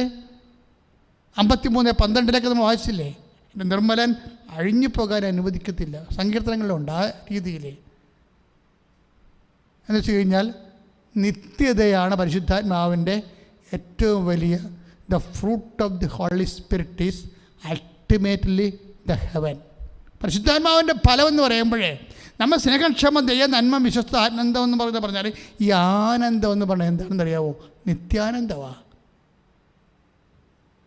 ആനന്ദം എന്ന് പറഞ്ഞാൽ എന്താണ്? സന്തോഷം എന്ന് പറഞ്ഞാൽ അടിച്ചുപൊളിയാണ്. ക്രിസ്മസിന് കുറേ ആൾക്കാരെ അടിച്ചു പൊളിച്ചില്ലേ? അതാണ്. അത് പെട്ടെന്ന് കെട്ടുപോവുകയും ചെയ്യും. ആനന്ദം എന്ന് പറഞ്ഞാൽ എന്താ? അവൻ ആത്മാവിൽ ആനന്ദിച്ചു. ആത്മാവിനോട് ബന്ധപ്പെട്ട കാര്യമാണ്. അത് പരിശുദ്ധാത്മാവിൻ്റെ ഫലമാണ്. അത് നിത്യ വരെ നമ്മൾ എത്തിക്കുന്ന നിത്യതയുടെ അച്ചാരം മാത്രമല്ല, അതിൻ്റെ ഓഹരിയാണ്. നിത്യതയുടെ ഓഹരിയാണ് പരിശുദ്ധാത്മാവ്. അതിനെ നിലനിർത്താനും വളർത്താനുമുള്ള നിലപാടെന്ന് പറയണത് ദൈവത്തിൻ്റെ വചനത്തിൽ അമ്മയെപ്പോലെ ദാസ്യത്വത്തിനായി സമർപ്പിക്കുകയും ജീവിതത്തിൽ കടമ ദൈവത്തിൻ്റെ അനുസ്മരിച്ചു കൊണ്ടുള്ള കടമ സഹജീവികളോട് നിറവേറ്റുകയും ചെയ്യുമ്പോഴാണ് പരിശുദ്ധാത്മാവിൽ നമ്മൾ പൂർണ്ണമായും നിറയണത്. ശ്രുതികടെ ശ്രുതികടെ ഹല്ലേലൂയ. ഹല്ലേലൂയ ഹല്ലേലൂയ ഹല്ലേലൂയ മഹത്വം മഹത്വം ആരാധന ആരാധന ഹല്ലേലൂയ ഹല്ലേലൂയ ഹല്ലേലൂയ യേശുവേ ആരാധന ഹല്ലേലൂയ ഹല്ലേലൂയ ഹല്ലേലൂയ ഹല്ലേലൂയ മഹത്വം മഹത്വം കർത്താവിന്റെ വചനത്തിന് കീഴ്പ്പെടുവാൻ പരിശുദ്ധാത്മാവിനെ നേടുവാൻ ഞങ്ങളെ തന്നെ ദൈവത്തിന് സമർപ്പിച്ച് ദൈവത്തെ മനസ്സിലാക്കി ശിരസ് നമിക്കുവാനുള്ള കൃപയുണ്ടാകണം. പ്രിയമുള്ളവരെ, രോഗസൗഖ്യ പ്രാർത്ഥനയുടെ സമയമാണ്. കഴിഞ്ഞ ദിവസങ്ങളിലൊരു സാക്ഷിയുടെ ഒരധ്യായം പറഞ്ഞത്, അദ്ദേഹം ഇപ്പോഴ് നടുവേദനയായിട്ട് വർഷങ്ങളോളം കിടപ്പിലായിരുന്നു. ജോലി ചെയ്യാൻ പറ്റാത്തൊരു മനുഷ്യൻ ഇപ്പോഴ് 25 മീറ്റർ നീളവും വീതിയുമുള്ള നല്ല ആഴമുള്ള ഒരു വലിയ കുളം ഒറ്റക്ക് ഇടുക്കിയിൽ കുഴിച്ചെന്നാണ് പറഞ്ഞത്. എന്താ അദ്ദേഹത്തിന് സംഭവിച്ചത്? നടുവെട്ടിക്കിടന്ന മനുഷ്യൻ, നടുവിൻ്റെ ധരിച്ച മനുഷ്യന് ആരാധനയുടെ സമയത്ത് കർത്താവ് സ്പർശിച്ചു. അത് ഞാൻ തറയിൽ ആ സമയത്ത് ഈശോ വെളിപ്പെടുത്തിയത് പറഞ്ഞു. അങ്ങനെയാണ് ആ സെക്കൻഡിന് കറണ്ട് അടിക്കണ പോലെ കർത്താവ് അയാളെ തൊട്ടു. അദ്ദേഹത്തിൻ്റെ സാക്ഷ്യം നിങ്ങൾ കണ്ടതാണ്. കൃപാസനത്തിലെ ഇപ്പോഴത്തെ സാക്ഷ്യങ്ങളൊക്കെ എല്ലാം നമുക്ക് ഈ കാലത്ത് ദൈവം നൽകിയ ഒരു വരദാനം പോലെയാണ്. നമുക്ക് പ്രതീക്ഷിക്കാനും പ്രത്യാശിക്കാനും ജീവിക്കാനും ഒത്തിരി സാധ്യതകൾ നൽകിക്കൊണ്ടാണ് ഉടമ്പടി ഓരോ ദിവസവും പുരോഗമിക്കുന്നത്. പക്ഷേ കുറച്ച് കഴിയുമ്പോൾ ഗവൺമെൻറ് ലോ കർശനമായിട്ട് നിങ്ങളിടക്ക് ഞങ്ങളുടെ അറിയിപ്പുകൾ നോക്കണം. കാര്യം ഒമിക്രോൺ ശക്തി പ്രാപിച്ച് ഗവൺമെൻറ് പ്രതിരോധത്തിലാകുകയാണെങ്കിൽ തീർച്ചയായിട്ടും സർക്കാരിനേക്കാൾ കർക്കശമായിട്ടായിരിക്കും നമ്മളിവിടെ ആൾക്കാരെ പ്രവേശിപ്പിക്കുന്നതും അതുപോലെ തന്നെ കൗൺസിലിങ്ങും അതുപോലെ തന്നെ. പക്ഷേ നിങ്ങൾക്ക് അറിയാം, കൃപാസനം എന്ന് പറയുന്നത് ഒരു അത്തറ ഒതുങ്ങുന്ന ശക്തിയല്ല. ഈ അത്താറയിലെ ശക്തിയാണ് കോണ്ടിനെൻ്റുകളിലേക്കും ഭൂഖണ്ഡങ്ങളിലേക്കും പോയിട്ട് വിദൂര സംവേദന സൗഖ്യം നൽകുന്നത്. അപ്പോൾ അതുകൊണ്ട് തന്നെ നിങ്ങൾ വിഷമം അനുഭവിക്കുന്ന സമയത്ത് ആരാധന പങ്കെടുത്തിരിക്കണം. ആരാധന അങ്ങ് കൂടണം, കൂടിയിട്ട് ഷെയർ ചെയ്യണം. ശരിക്കും ആൾക്കാർക്ക് സന്തോഷത്തോടെ ഷെയർ ചെയ്യണം. സക്രിയായും അമ്മയും തമ്മിലുള്ള വ്യത്യാസം എന്താണ്? കാരണം സൗമ്യത, സ്നേഹത്തോടെ, വിശ്വാസത്തോടെയാണ് അമ്മ പറയണത്. പക്ഷെ സക്കറിയ അങ്ങനെയല്ല, പൗരോഹിത്യ ഗർവോടുകൂടിയ പറയുക. കുറച്ച് റീസണും ബുദ്ധിയും ഒക്കെ കയറിപ്പോയി സക്കറിയയ്ക്ക്. പക്ഷെ മാലാഖ കുറച്ച് ചുട്ട മറുപടി കൊടുത്തു. എന്താ പറഞ്ഞത്? ആ പുരോഹിതൻ അൾത്താരെ എന്നിട്ട് ഒരാൾക്ക് അറിയാൻ പാടില്ല ഇവിടെ നിൽക്കണമെന്ന്. പക്ഷെ മാലാഖ പറഞ്ഞു, ഞാൻ ദൈവദുരസ്ഥാനത്തിലെ ഗബ്രിയേലാണെന്ന്. വ്യത്യാസം, ഈ വ്യത്യാസം ലോകത്തിൻ്റെ അവസാനം വരെ തുടരും. ദൈവവചനത്തോട് അഡിഹറൻസ്, ദാസിയെപ്പോലെ ദാസനെപ്പോലെ അഡിഹറൻസ് ചെയ്യാൻ ആരെങ്കിലും ഉണ്ടെങ്കിൽ അമ്മയാണ് അവർക്ക് ആവേശം. നമ്മുടെ ആധ്യാത്മികതയുടെ ആവേശം അമ്മയാണ്. ഈശോയെ അനുഗമിച്ച ആദ്യത്തെ ആൾ, ഈശോയെ നൽകിയ ആൾ, ഈശോയെ ലോകത്തിന് കൊടുത്തയാൾ, അതാണ് ഉടമ്പടി. അതുകൊണ്ട് ഉടമ്പടിയെ നിങ്ങൾ മുറുകെ പിടിച്ചുകൊണ്ട് പ്രാർത്ഥിച്ച് മുന്നോട്ട് കയറുക. ഇപ്പോഴച്ഛൻ പ്രാർത്ഥിക്കാൻ പോവുകയാണ്. ലോകാന്തരങ്ങളിലുള്ള എല്ലാവർക്കും വേണ്ടി പ്രാർത്ഥിക്കാൻ പോവുകയാണ്. എന്നെ ഒരു ആളായിട്ട് പോലും നിങ്ങൾ കരുതേണ്ട കാര്യമില്ല. കർത്താവിന് വേണ്ടി ഒരു നാക്ക് ഉപയോഗിക്കണം, അത്രയേ ഉള്ളൂ. അല്ല, അച്ഛൻ പ്രാർത്ഥിച്ചു, എനിക്ക് സൗഖ്യം കിട്ടി, ഞാൻ അങ്ങനെ ഒന്നും സാക്ഷ്യം പറയേണ്ട പോലും കാര്യമില്ല. കാര്യം എന്താണ്? പ്രവർത്തിക്കുന്നതെല്ലാം പരിശുദ്ധാത്മാവ് അമ്മയുടെ മധ്യസ്ഥമാണ്. അമ്മയുടെ മധ്യസ്ഥത്തിൽ ഈശോയാണ് പ്രവർത്തിക്കുന്നത്. അപ്പം അതുകൊണ്ട് തന്നെ നിങ്ങൾ നെഞ്ചിൽ കൈവെക്കുക. ശ്വാസകോശ രോഗികൾ ശ്വാസകോശത്തിൽ കൈവെക്കുക, ഉദര രോഗികൾ ഉദരത്തിൽ കൈവെക്കുക, നടുവേദനയുള്ളവരും കിഡ്നി വേദനയുള്ളവരും പുറകിൽ കൈവെക്കുക. ഇതൊക്കെ ഇങ്ങനെ കൈവെക്കുക എന്ന് പറയുന്നത് എന്നോട് അമ്മ പറഞ്ഞു തന്നതാണ്. എബ്രാഹത്തിനെ കഴിച്ചപ്പോൾ എബ്രാഹാം ഭൃത്യനെ കൊണ്ട് കൈവെപ്പിച്ചിട്ടാണ്. അത് ഉടമ്പടിയുടെ തന്നെ വേറൊരു അനുഷ്ഠാന രൂപമാണ് കയ്യൊപ്പ് പ്രാർത്ഥന. അത് തലയിൽ മാത്രമല്ല, ശരീരത്തിൻ്റെ ഏത് വശങ്ങളിലും നിങ്ങൾ വിഷമം അനുഭവിക്കുന്ന മേഖലയിലെല്ലാം നിങ്ങൾക്ക് കൈവെക്കാം. അത് എന്ത് മേഖലയായാലും, പാസ്പോർട്ടായാലും വിസ ആയാലും കൃപാസനം അറിയാമല്ലോ, എല്ലാം ദൈവത്തിന് സമർപ്പിച്ചാണ് തരുന്നത്. എല്ലാം വെഞ്ചരിക്കും. എന്തെങ്കിലും നിങ്ങൾക്ക് തന്നിട്ടുണ്ടെങ്കിൽ അത് കർത്താവ് പരിശുദ്ധയുടെ മധ്യസ്ഥത്തിൽ ഈശോ കേൾപ്പിച്ചിട്ടാണ് തിരിച്ചു തന്നെ കൃപാസനം പത്രം പ്രത്യേകിച്ച്. അപ്പം അതുകൊണ്ട് എൻ്റെ സഹോദരങ്ങൾ വളരെ കൃത്യമായ രീതിയിൽ പ്രാർത്ഥിച്ച് നിങ്ങളുടെ ശാരീരിക മേഖലകളെല്ലാം വേദനിക്കുന്ന സ്ഥലങ്ങളെല്ലാം ഇപ്പോൾ കൈവെക്കുക. പരിശുദ്ധമ്മ നമുക്ക് വേണ്ടി ജീവനോടെ ജ്വലിച്ചു എന്നുകൊണ്ട് ഇപ്പോൾ മധ്യസ്ഥം വഹിക്കുക. ഈശോ കതിരവനെപ്പോലെ 10,000 കതിര് ചിന്തി നമ്മളെ അനുഗ്രഹിക്കുന്ന വലിയ അഭിഷേക സമയമാണ്. കർത്താവേ, നിൻ്റെ നാമത്തിൽ ഞാൻ മോശയെപ്പോലെ കൈ ഉയർത്തുന്നു. കർത്താവേ, നിൻ്റെ നാമത്തിൽ ഞാൻ ജോഷുവയെപ്പോലെ കൈ ഉയർത്തുന്നു.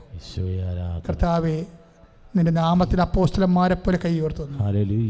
കർത്താവെ, അനേകം മക്കൾ നിൻ്റെ നാമത്തിൽ വിശ്വസിക്കുന്നു. കർത്താവെ, അനേകം മക്കൾ ഇപ്പോഴും നിൻ്റെ നാമത്തിൽ വിശ്വസിച്ചുകൊണ്ട് അവരുടെ ശരീരത്തിൻ്റെ വ്യത്യസ്തമായ ഇടങ്ങളിൽ കൈവച്ചിരിക്കുന്നു. കർത്താവെ, കിടന്നുകൊണ്ട് പ്രാർത്ഥിക്കുന്നുണ്ട്. കർത്താവ് ഇപ്പോഴേ കിടന്നുകൊണ്ട് പ്രാർത്ഥിക്കുന്നുണ്ട്. കർത്താവ് ഇപ്പോൾ ഷുഗർ രോഗികളുണ്ട്. കർത്താവ് പ്രാർത്ഥിക്കുന്നവർ, മൂത്രം പോകാത്തവരുണ്ട്. കർത്താവ്, മൂത്രം കട്ടിയായി പോകുന്നവർ, മൂത്രം മഞ്ഞയായി പോകുന്നവരുണ്ട്. ഈശോയെ, അവരെല്ലാം സ്പർശിക്കുന്നത് പ്രാർത്ഥിക്കുന്നു. ഈശോയെ, കർത്താവെ, മുടി കൊഴിയുന്നവരെ, ശരീരത്തിലെ കർത്താവ് വ്യത്യസ്തമായ പാടുകൾ വരുന്നവരെ, കുരുക്കൾ വരുന്നവരെ, കഴിക്കുന്ന മരുന്നിൻ്റെ റിയാക്ഷൻസ് ഉണ്ടാകുന്നവർ പ്രാർത്ഥിക്കുന്നുണ്ട്. ഈശോയെ, ചെറിയ ഗർഭപാത്രമുള്ളവർ, കുഞ്ഞ് ഗർഭപാത്രമുള്ളവർ, അത് കാരണം മക്കൾ ഉണ്ടാവാത്തവർ അടിവരെ കൈവച്ചുകൊണ്ട് പ്രാർത്ഥിക്കുന്നുണ്ട്. ഈശോയെ, ബലൂണിനെ പോലെ അത് വീർപ്പിക്കണമെന്ന് പ്രാർത്ഥിക്കുന്നു. ഈശോയെ, അതിലേക്ക് കുഞ്ഞുങ്ങളെ അങ്ങ് നിക്ഷേപിച്ചു കൊടുക്കണം പ്രാർത്ഥിക്കുന്നു. കർത്താവ് യേശു ക്രിസ്തുവേ, നിന്റെ ഉന്നതമായ നാമത്തിന് സ്വത്രം ചെയ്യുന്ന കർത്താവേ, ഈശോയെ അങ്ങനെ തിരുസന്നിധി കർത്താവേ, ഈശോയെ, പ്രണയബദ്ധരായി പോയ മനുഷ്യരുണ്ട്. ഈശോയെ, ദൈവത്തിൽ നിരക്കാത്ത ബന്ധം ഭാവിയിലത് വിശ്വാസ തകർച്ചയ്ക്ക് കാരണമാകുമെങ്കിൽ യേശുവിൻ്റെ നാമത്തെ ബന്ധിക്കപ്പെടട്ടെ. കർത്താവേ, യേശുവിൻ്റെ കർത്താവേ, ഈ ജീവിതം കൊണ്ട് കർത്താവേ, ഈ ജീവിതത്തിന് വേണ്ടി മാത്രമല്ല കർത്താവേ ഞങ്ങൾ അങ്ങനെ ആശ്രയിച്ചിരിക്കുന്നത്, നിത്യത വരെ അങ്ങയുടെ കൂടെ സഞ്ചരിക്കാൻ, അങ്ങയ്ക്ക് വേണ്ടി ജീവിക്കുവാൻ. കർത്താവേ, ലോകത്തിലെ പാപത്തിൽ നിന്നും കർത്താവേ, മറ്റു പലതരത്തിലുള്ള ബന്ധനങ്ങളിൽ നിന്ന് കർത്താവ് അകപ്പെട്ടു പോയവര്, കുരുക്കകപ്പെട്ടിരുന്നതിന് യേശു ഉന്നതമായ നാമത്തിൽ കുരുക്കുകൾ വെട്ടിമുറിക്കപ്പെട്ട് പ്രാർത്ഥിക്കുന്നു. ഈശോയെ, മദ്യപാന ആസക്തികൾ, ലഹരിയുടെ ആസക്തികള്, ജീവിതത്തിന് മറ്റു തരത്തിലുള്ള ആസക്തികളിൽ നിന്ന് കർത്താവേ അങ്ങയുടെ വിശുദ്ധമായ രക്തം തളിക്കണമെന്ന് പ്രാർത്ഥിക്കുന്നു. ഈശോയെ, തളിക്കണമെന്ന് പ്രാർത്ഥിക്കുന്നു. തുറക്കപ്പെട്ടെന്ന് പറഞ്ഞ കർത്താവേ, ചേട്ടനെ ചെവി തുറന്ന പോലെ കർത്താവ് ശരീരത്തിൻ്റെ ഓരോ കുരുക്കുകൾ, കെട്ടുകൾ, യേശുക്രിസ്തു ഉന്നതമായ എത്ര മാരക രോഗങ്ങൾ, തീരാവ്യാധികൾ, ക്യാൻസർ രോഗങ്ങൾ കർത്താവ്, ഇന്ന് ക്യാൻസർ 4ാം സ്റ്റേജ് കർത്താവേ, യേശുക്രിസ്തുവിൻ്റെ ഉന്നതമായ നാമത്തെ പ്രാർത്ഥിച്ചപ്പോൾ സൗഖ്യപ്പെട്ടൊരു കർത്താവേ, അവർ വിശ്വാസം സ്വീകരിച്ചത് കർത്താവേ ഞങ്ങൾ സാക്ഷ്യം കർത്താവേ. അതുപോലെ അനേകം മക്കൾ കർത്താവ് തീ പാർന്ന പോലെ യേശുക്രിസ്തുവിൻ്റെ വിശുദ്ധ രക്തം കർത്താവേ അവരിലേക്ക് തളിക്കപ്പെടാൻ പ്രാർത്ഥിക്കുന്നു. യേശുവിൻ്റെ അഗ്നി കർത്താവേ, പരിശുദ്ധാത്മാവിൻ്റെ അഗ്നി കർത്താവേ മക്കളിലേക്ക് കർത്താവെ അഭിഷേകം പ്രാർത്ഥിക്കുന്നു.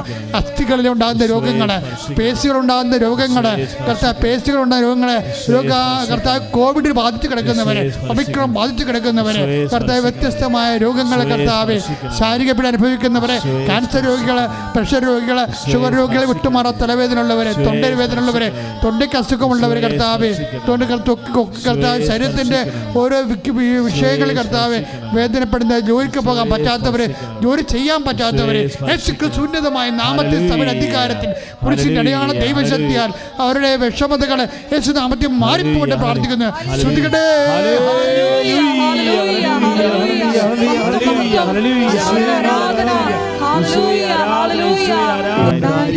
എൻ്റെ കർത്താവായ യേശുമിശിഹായേ, നിന്റെ ഉന്നതമായ നാമത്തിന് സ്വസ്ത്രം ചെയ്യുന്ന കർത്താവേ, അങ്ങേ ആശ്രയിച്ചുകൊണ്ടിരിക്കുന്നവരെ കർത്താവ്, പ്രാഥമികമായി അങ്ങയെ അറിഞ്ഞതിന് ശേഷം കർത്താവെ അങ്ങനെ വളരെ ആഗ്രഹിക്കുന്നവർക്കെല്ലാം കർത്താവെ അങ്ങ് വചനം കർത്താവെ എഴുന്നള്ളിച്ച് നൽകണമെന്ന് പ്രാർത്ഥിക്കുന്നു. കർത്താവെ അവർക്ക് വചനം കൊടുക്കണമേ കർത്താവെ. ഈശോയെ പ്രിലിമിനറി വിശ്വാസത്തിലിരിക്കുന്നവരെല്ലാം നീ ഏറ്റെടുക്കണമെന്ന് പ്രാർത്ഥിച്ചേ കർത്താവ്, അവരെ അനുഗ്രഹിക്കണം കർത്താവെ. സ്രാവ രോഗികളെല്ലാം സമർപ്പിച്ച് പ്രാർത്ഥിക്കുന്നു.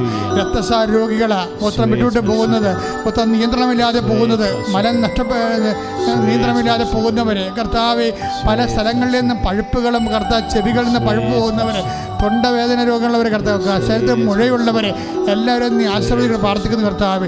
ഈശോ ജോലി ഇല്ലാത്തവർ, ജോലിക്ക് വേണ്ടി അന്വേഷിക്കുന്നവർ, ജോലിക്ക് വേണ്ടി പോകുന്നവർ, ജോലി കർത്താവ്, ജോലി സംബന്ധമായ വിഷയങ്ങൾ ടെസ്റ്റ് ചെയ്യുന്നവർ, ഇൻ്റർവ്യൂ എഴുതുന്നവർ, നൈപുണ്യ പരീക്ഷകൾ, മത്സര പരീക്ഷകൾ, യോഗ്യതാ പരീക്ഷകളെല്ലാം എഴുതുന്നവർ കർത്താവ് അങ്ങ് സ്പർശിക്കണം പ്രാർത്ഥിക്കുന്നത്. ഇതിനെല്ലാം വേണ്ടി ഉടമ്പടി എടുത്തവരെ, ഉടമ്പടി എടുക്കാൻ പോകുന്നവർ കർത്താവ് അവരെല്ലാം സാക്ഷികളാക്കി മാറ്റണമെന്ന് പ്രാർത്ഥിക്കുന്നു. ഇത് കർത്താവ്, സാമ്പത്തികമായ തകർച്ചകൾ, വരുമാന മാർഗമില്ലാത്തവർ കർത്താവ്, വഴിയില്ല ജോലിയില്ലാത്തവർ, വീടില്ലാത്തവരെ കർത്താവെ, നടന്ന വഴികളിൽ എപ്പോഴും കലഹങ്ങളും സംഘർഷങ്ങളും സംഘട്ടനങ്ങളും ഉണ്ടായിട്ട് കർത്താവെ, കേസ് അകപ്പെട്ടിരിക്കുന്നവരെ എല്ലാവരെയും വിടുവിക്കണമെന്ന് പ്രാർത്ഥിക്കുന്ന ജീവിത പങ്കാളി കർത്താവ്, കുടുംബത്തിലുള്ളവർ, വരുമാന മാർഗമുള്ളവർ കർത്താവ്, അകപ്പെട്ടു പോയിരിക്കുന്ന അവസ്ഥകളിൽ കർത്താവ്, കടം മേടിച്ച് കഴിയുന്ന കുടുംബങ്ങളെ നീ ഏറ്റെടുക്കണമെന്ന് പ്രാർത്ഥിക്കുന്ന കർത്താവ്, മക്കളെ കർത്താവ്, മക്കൾ ദൈവവിശ്വാസം കുറഞ്ഞു പോയവരെ, ദൈവവിശ്വാസം നഷ്ടപ്പെട്ടുകൊണ്ടിരിക്കുന്നവരെ കർത്താവ്, അവരെ ഏറ്റെടുക്കാൻ പ്രാർത്ഥിക്കുന്ന വിവാഹ തടസ്സങ്ങളെ കർത്താവ്, അവരെ സ്പർശിക്കണമെന്ന് പ്രാർത്ഥിക്കുന്ന കർത്താവ്, എൻ്റെ കർത്താവിൻ്റെ ഉന്നതമായ നാമത്തിൽ സഭയുടെ അധികാരത്തിൽ കുറിച്ചിൻ്റെ അടയാളത്തിൽ മാർഗ ജീവിത ദുരിതങ്ങളുടെ തടസ്സങ്ങൾ യേശുവിന്റെ ഉന്നതമായ നാമത്തിൽ മാറിപ്പോകട്ടെ. ശ്രുതികട്ടെ. ഹരേ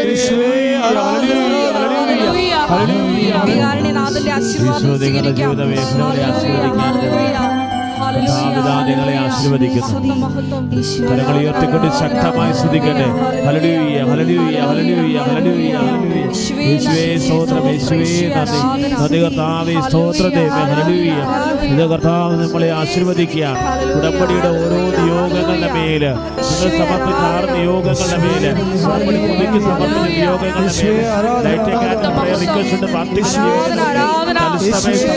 നിയോഗങ്ങളുടെ മേല്, പതിപ്പിക്കുകയാണ്. അമ്മയുടെ മാതൃസഭയുടെ കൃപാസനം പ്രത്യക്ഷയുടെ സന്നിധാനത്തിൽ വന്ന് പ്രാർത്ഥിച്ചു പോയിട്ടുള്ള ഓരോ ദൈവമക്കളുടെ മേലും കർത്താവിന്റെ ദിവികാരുടെ സ്പർശനം നൽകുകയാണ്. ബഹുമാനപ്പെട്ട ജോസഫിന്റെ കൈപ്പിൽ ഓരോ രോഗികളുടെ മേലും ദിവികാരുടത്തിന്റെ സ്പർശനം നൽകുകയാണ്. ഈശോ സൗഖ്യപ്പെടുത്തുകയാണ്. Hallelujah, hallelujah, hallelujah. ഈശോയെ ആരാധന.